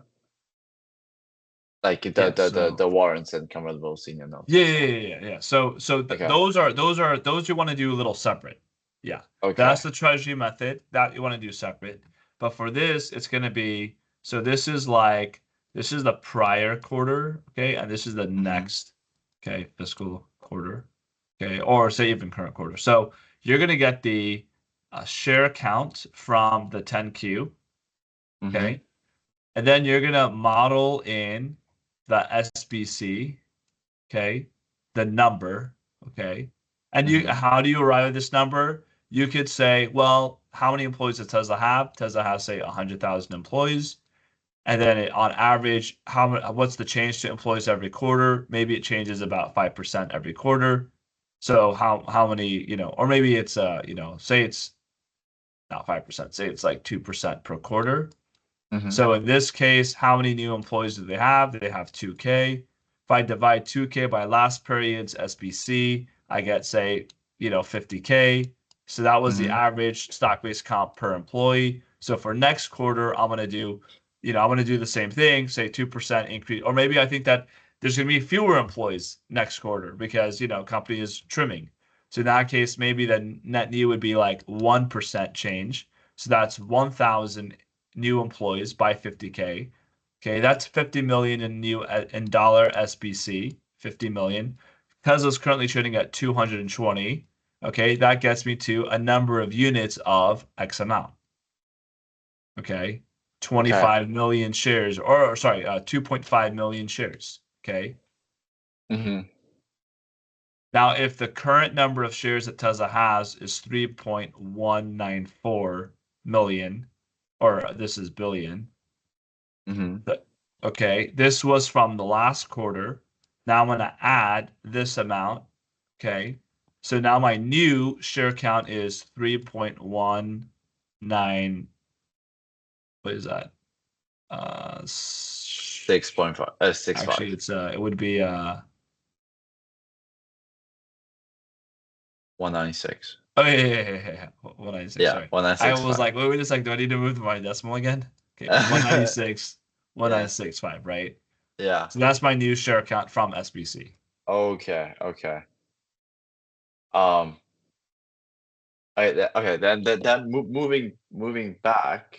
that SBC is solely dependent on how much employees I'm gonna have extra for the next quarter, right? That's the extra SBC, or is it gonna be the number of employees times the extra SBC? It's so the share dilution is the incremental change. Good. Okay, dilution is the incremental change.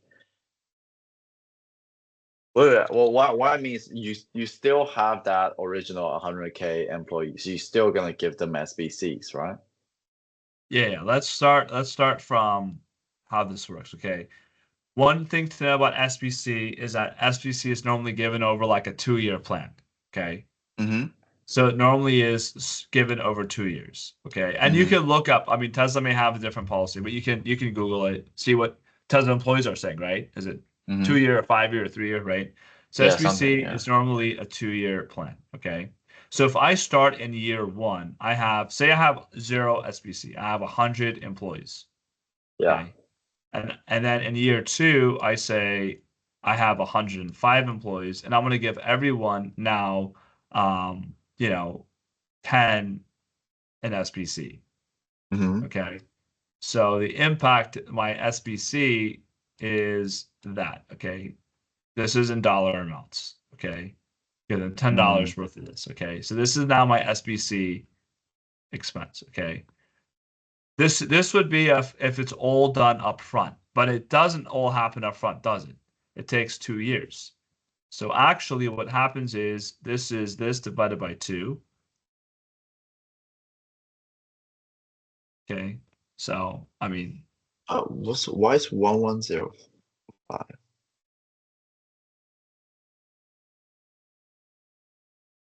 okay, if my SBC is $10 per employee, how many Yes. employees do I have? Initially 100. Yeah, this is employees. Okay, and then let's do SBC. Okay. It's going to be this over 2 years. So it's $5 per year. Okay, so in year 2, I have 105 employees times 5, right? So that's going to be what, 525 an SBC expense? Yeah.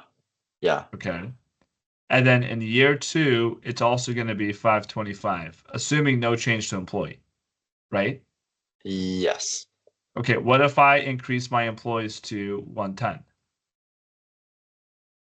Then Then I need to add that component. That's the incremental change. So 5 employees times 5 is 25.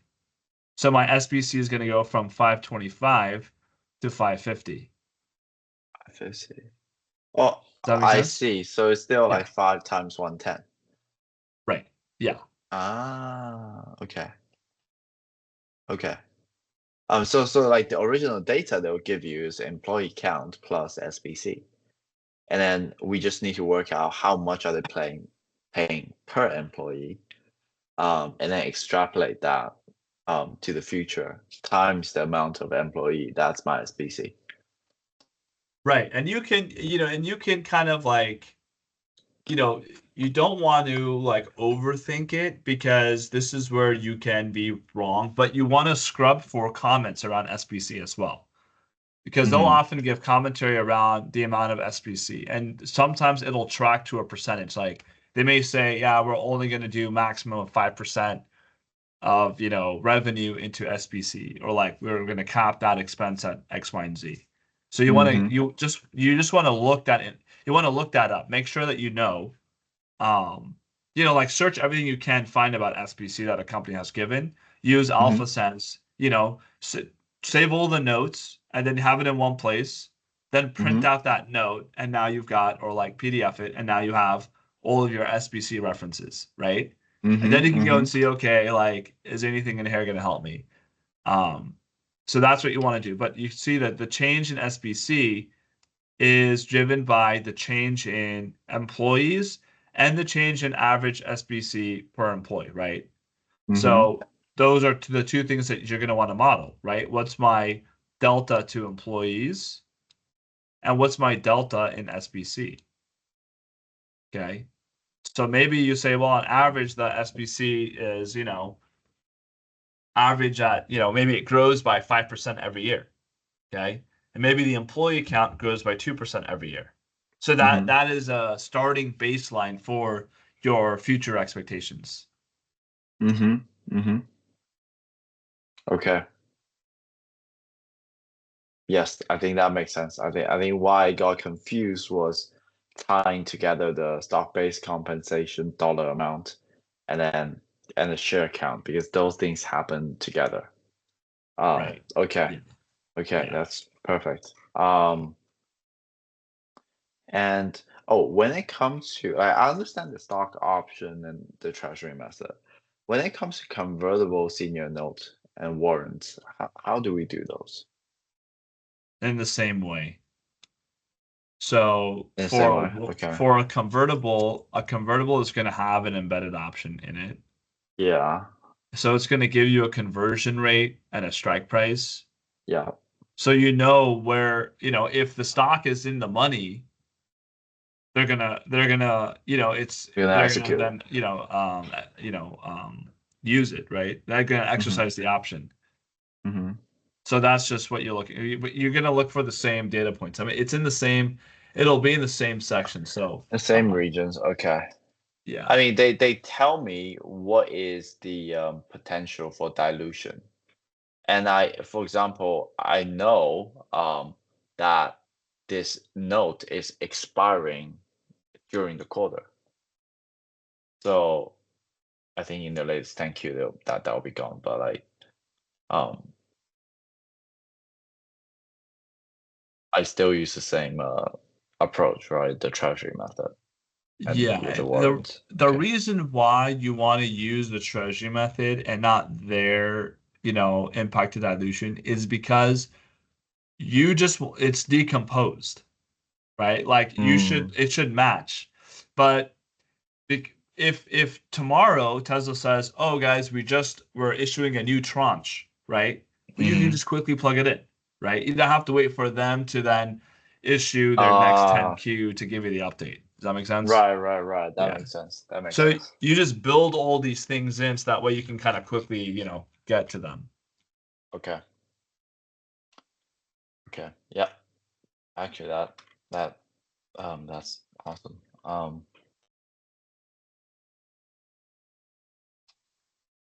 Okay. I think I've got everything I needed on the SBC front, so I'll keep chugging along. I'm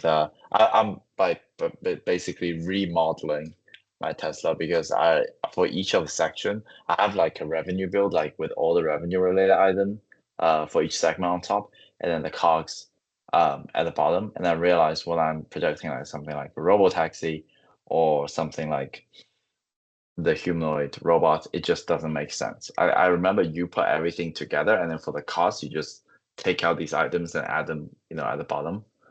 I'm remodeling that. I like everything, like in the revenue I have like the laid out different segment, and then the cost the segment is just too complicated to put it together. So I'm just What I recommend is, and building models can be quite time consuming and complicated, but what I recommend doing is, when you're thinking about different scenarios, you can actually create a scenario page and then put in all of your inputs, and then you can just switch between the scenarios. That's like one option. Another option is you can just create another sheet for every scenario that you want to track. And so how would I do it? I wouldn't build a complicated revenue build. I would just take, like, say I have a revenue build, and my existing revenue build is based upon production, right? And ASPs. And then now I can create a new sheet. I call it robotaxi scenario. And in the robotaxi scenario, what do I think the impact to production is going to be? Well, they might juice it up by say 2027, right? So I might say, well, by that point, what's the terminal year here? When will I know that? When will robotaxi hit scale? When is it going to be released? When's it going to hit scale? If let's say release at the end of next year, it's going to hit scale maybe the year after. So by say 2027. So 2027 is then my terminal year of like the fundamental bet. So I'm going to start with just fiscal year 2027. I want to say, what's my production number? And I'm going to say, well, if Robotaxi is successful, how much can it lift production by? Well, Tesla could have another 100,000 cars that they own for Robotaxis across the network. How many cars, how many drivers are on Uber, for example? And you can kind of like come out with some sort of an estimate. I would expect that Uber, like Robotaxis, would be more efficient because you don't need to sit around that much, right? They're always on. So, in that environment, I can come up with a number like, okay, it's going to be 100,000 more cars. So I'll just take what my production number is for 2027. I'll add the 100K. What's the delta, right? Oh, that's a 5% increase. Okay. And then in that separate sheet, do the scenario. Okay, then what do I think? Okay, ASPs are not going to be changed. That maybe ASPs are lower, prices are lower because you're going to have a mass marketed vehicle at that point too. But then what is the revenue for robotaxis? Well, for the 100K robotaxis, say they're going to drive 1 million miles per year, they're going to generate $4, or say $2 in revenue per mile. That's $2 billion a year in revenue or whatever, and then you kind of go through there. And now you have that scenario. So that's how I would actually start. And I know that sounds almost counterintuitive because you kind of want to start from like a building up the quarters out. But no, it's actually much better. Focus on like what's the terminal. So you have to think about it. Like that's the problem with this. Like, you have to think about like, well, when would these things track, right?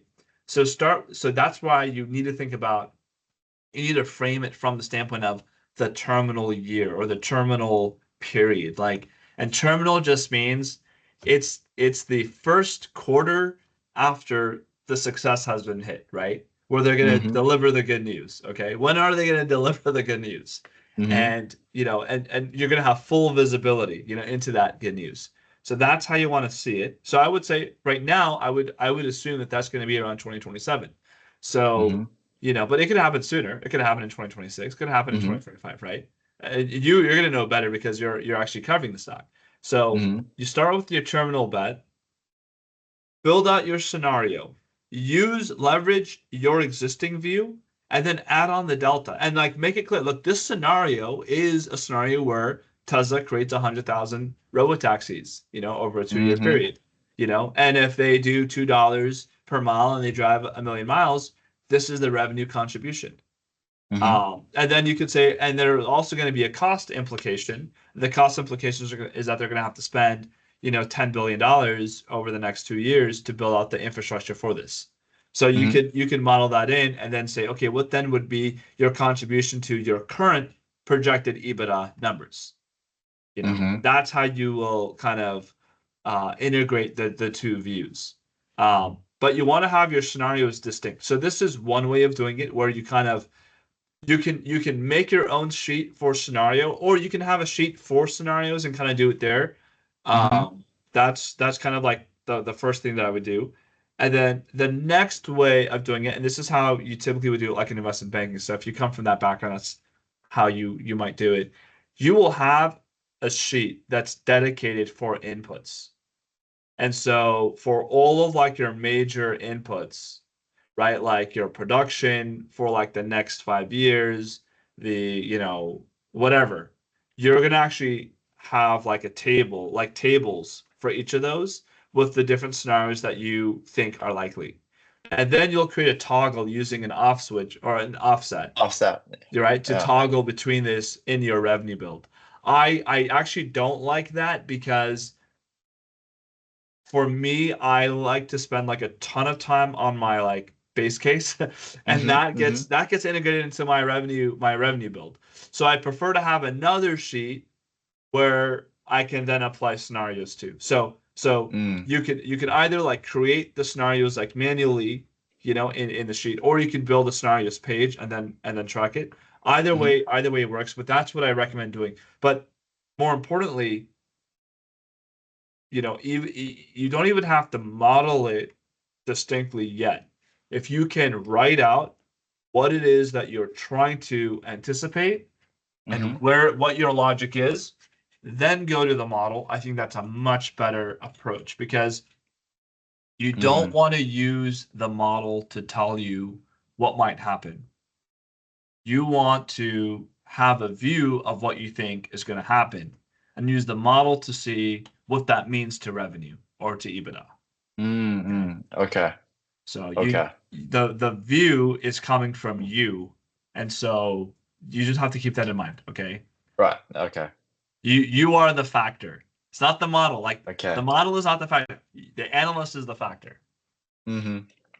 Got it. Okay. I'm gonna, definitely. I think the scenario you did, like on the Apple, is awesome.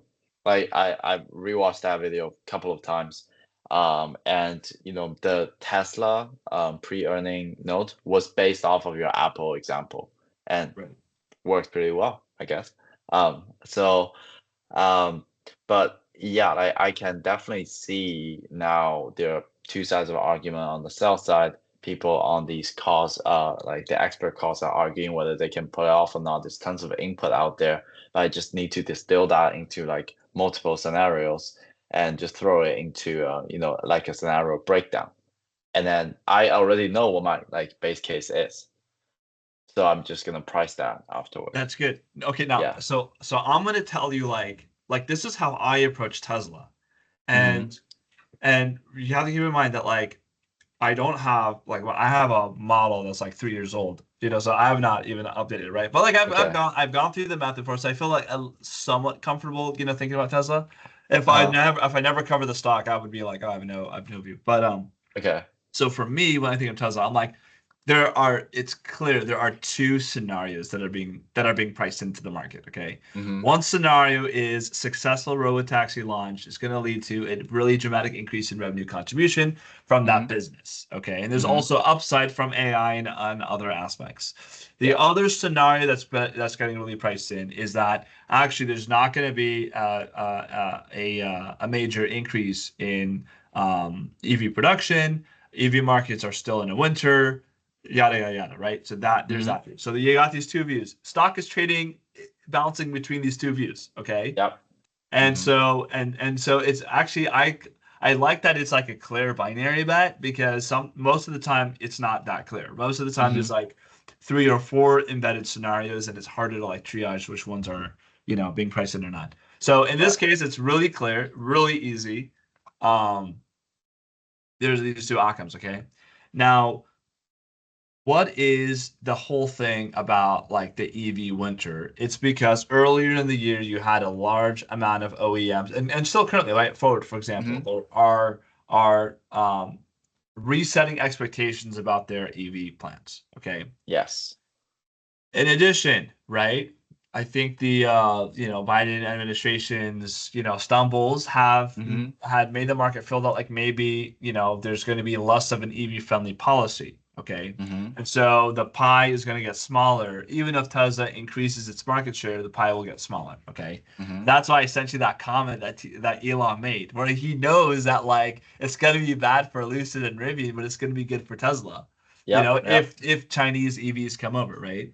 And if there's a change in the EV policy, because he already has scale, they haven't. So it's so funny. It's so funny that he says that because the whole argument about OpenAI was something called regulatory capture. Like they kept going on and off about regulatory capture, and that's exactly what he's trying to do with Tesla and Trump, which is honestly it's interesting. I had there's a guy from a sovereign wealth fund that came and visited my little office, right?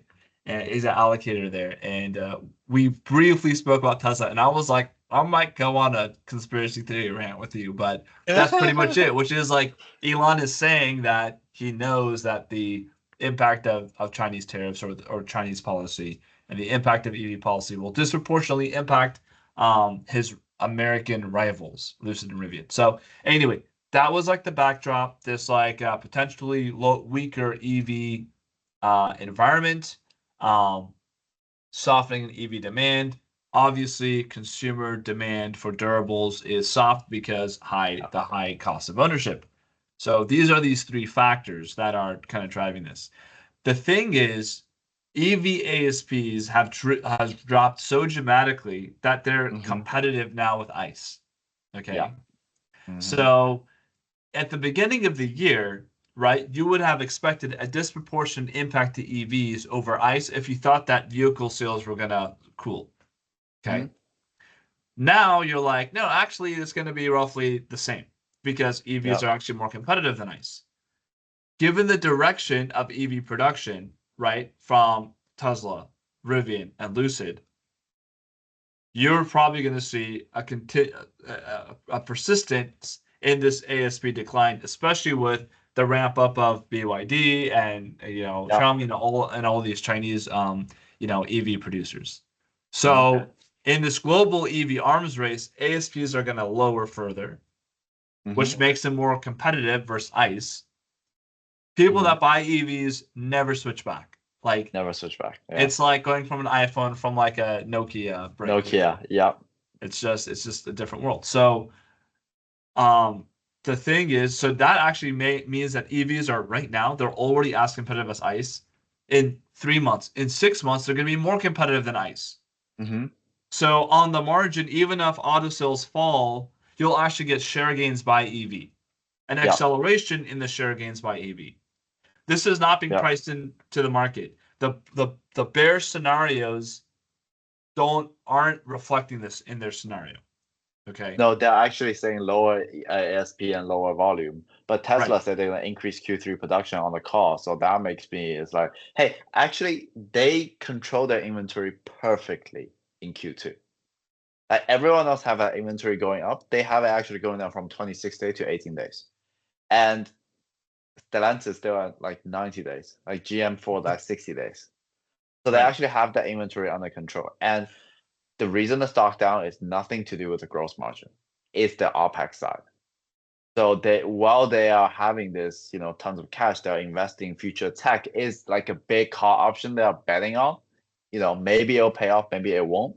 But the underlying business is solid. The gross margin side is unharmed by the ASP.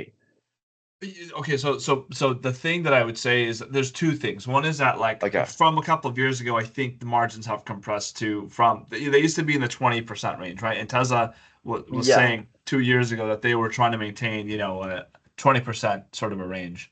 And Mhm. now they're more comparable with your traditional OEMs, right? So in that case, does Tesla deserve to have such a high multiple?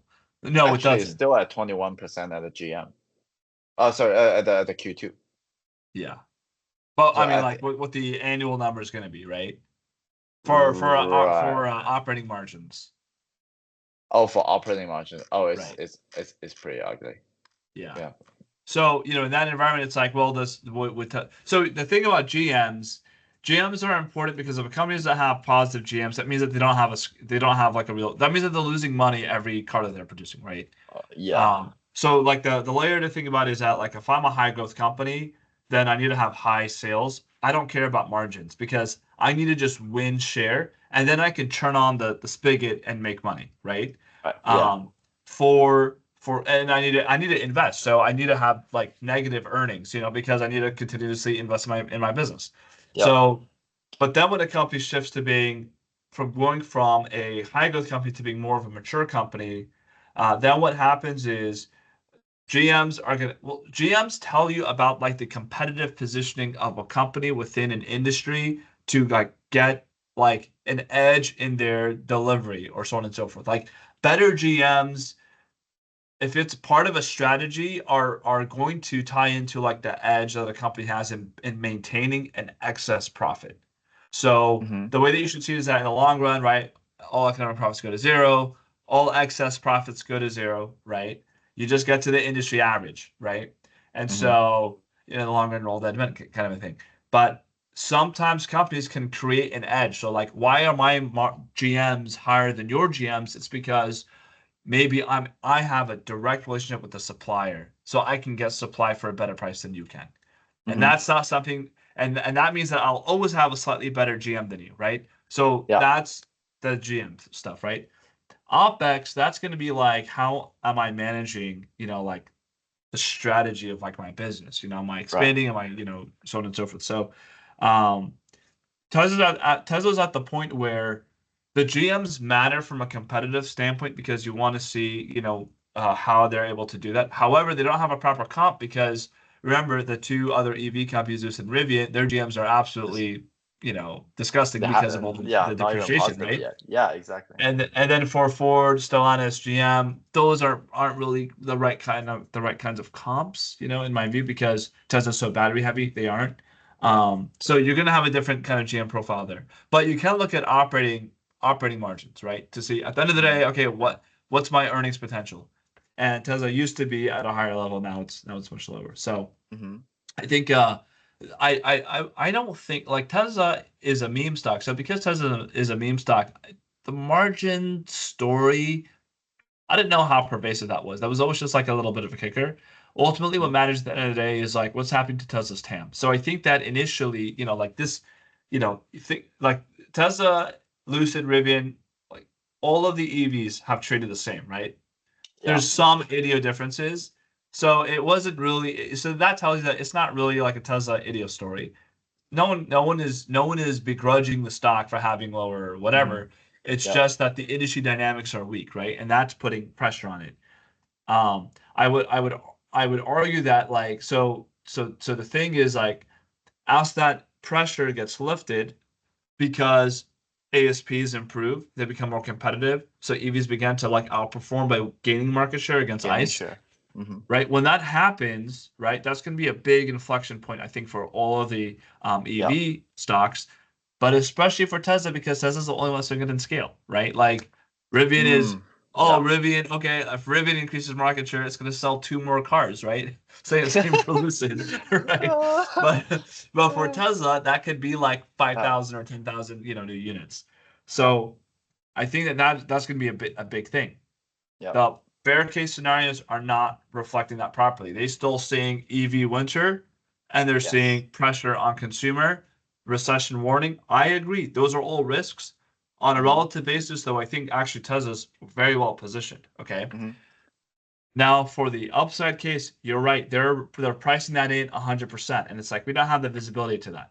So, when are we going to get visibility to those scenarios? We'll probably get a portion of it in October, but it probably won't be until like the second half of next year, right? So does the stock deserve to trade at 300, this year? No. Could it trade to 300 as we get more visibility? Yeah, but what are the events that are going to get us to that, right?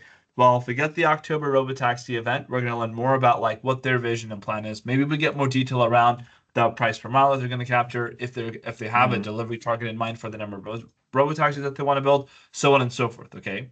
I don't think that they're going to be able to provide us with that much information, or if they do, it's going to be like there's either that they're not going to provide that information, or if they do, it's going to be like, oh yeah, we're going to build 20 million robotaxis in 2 years, right? So again, it's super noisy. I would not have a view on that number. Like let the event happen because you know how impossible it is, right? Exactly. Yeah. So that's a catalyst.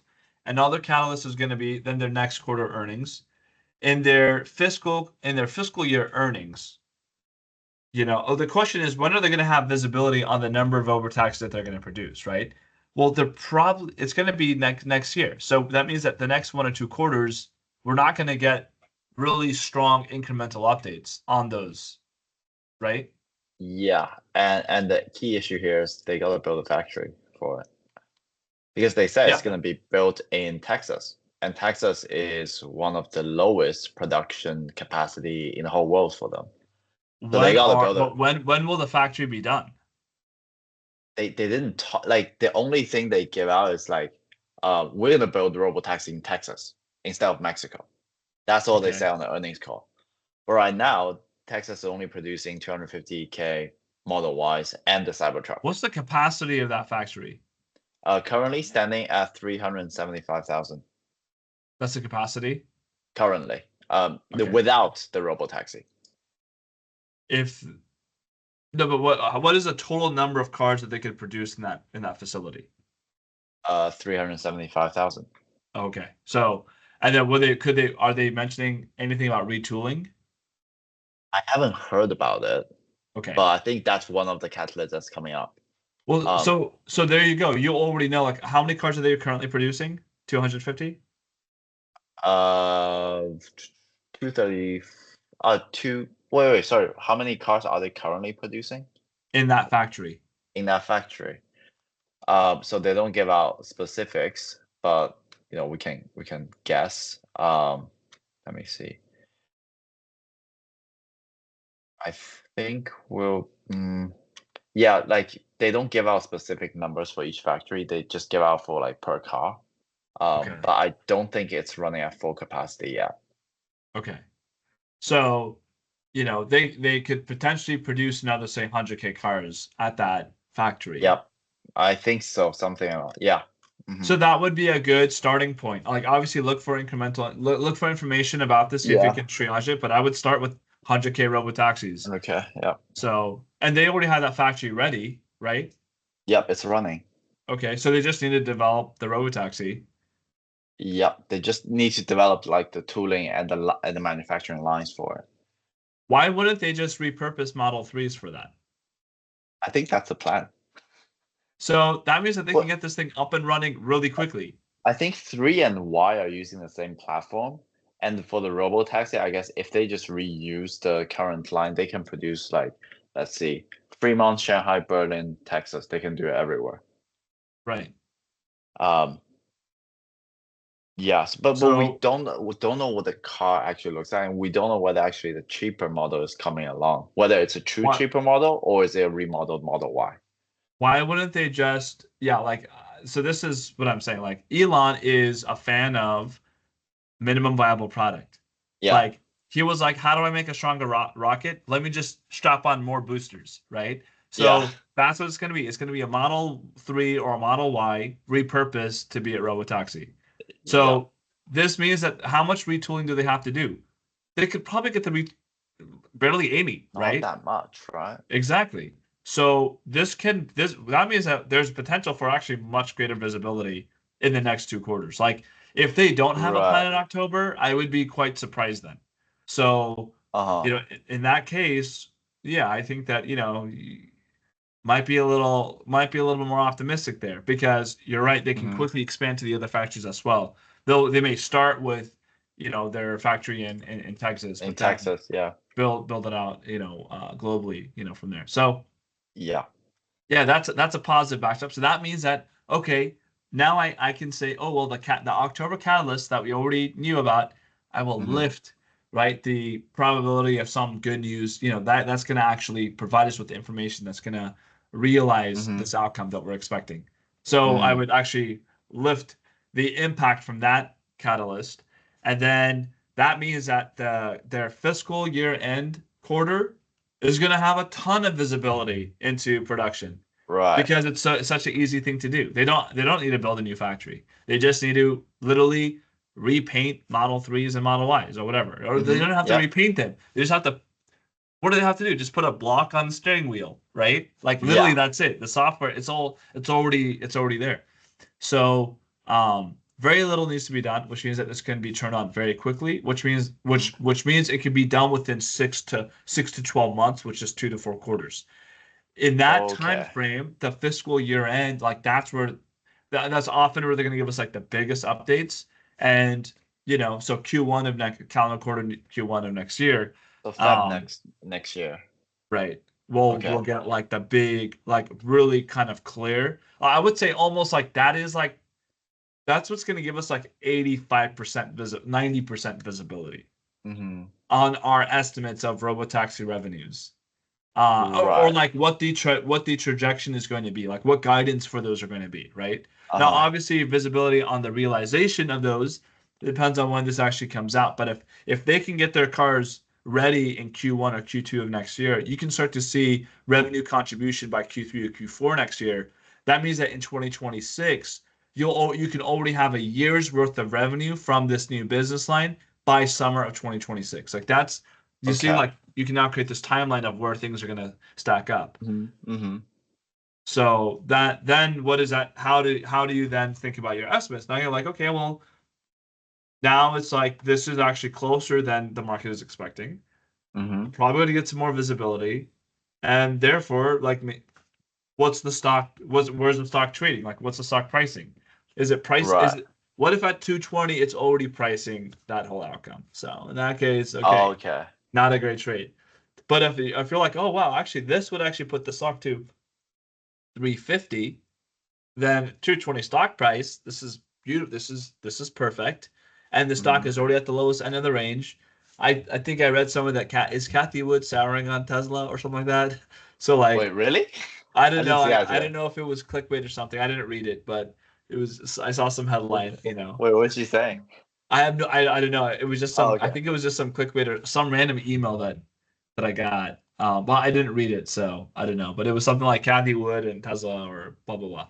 So I mean, who knows? But there does seem to be some sort of dislocation that was taking place with Tesla. Um, this makes it a buying opportunity. I mean, and obviously, you know what the trade is. It's going to be like your EVs are going to outperform your traditional OEMs, Mhm. and in your EVs, Tesla's going to probably outperform Lucid and Rivian because the regulatory backdrop is not in their favor. Now, I would say though that in a Kamala Harris victory, um, then you would probably see strong performance from both Lucid and Rivian just because you're going to get further support for the broad-based EV adoption. So, but that's kind of how I would position it. At the very minimum, the easy trade is I want to go long EVs and short traditional OEMs. Like yeah. that trade is back. Yeah, that's what I'm feeling. Oh, okay. So the traditional OEM have been dropping off quite a lot, quite a big chunk over the last week. So, do you think I should like start covering them and do all of the models too? It's time. This time, okay. Yeah, because I think a common theme like the European guys, more the premium like German automakers, especially Mercedes today, said they don't want the lower end anymore. They're gonna focus on 100K plus vehicles. Porsche, yeah, they raised the 911 starting price to almost like 140,000. So that they're focusing on more expensive, higher margin vehicles and leaving these lower end to, let's say, probably EV. Haven't seen Stellantis, GM, and Ford doing that, but I just can't imagine the internal conversation right now over there. It's like their EV is being. If you take out EV segment as like their own company, it's even worse than Rivian and Lucid. So Right. Yeah. it's yeah. I probably need to start expand So the coverage now. I have a good report for you then. I just got it from Wells, and it's like a deep dive of the auto landscape, I believe. Let me Okay. grab it here. So it's a deep dive in the automotive semiconductor sensors business, but they track what's happening across the automotive space. So that could be useful. I'll look to see if there are some additional just broader auto OEM research Okay. pieces. Yeah, that would be awesome. Oh, just one quick question. Just following this, reading like sell side reports. Is our zero hedge like sub still working? I don't know. I noticed that on my Dropbox, I think I was on a Dropbox trial. Yeah, and that folder Oh. just disappeared. So I'll double check.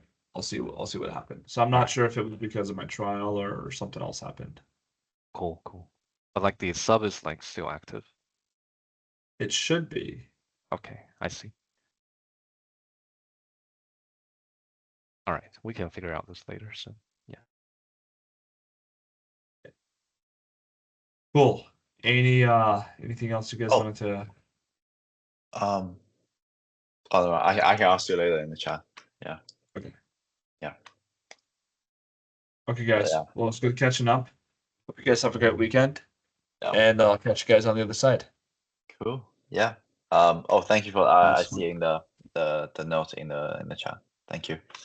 Perfect. See you guys. Bye. Yeah. Thanks, guys. Bye bye. See ya. Bye, guys.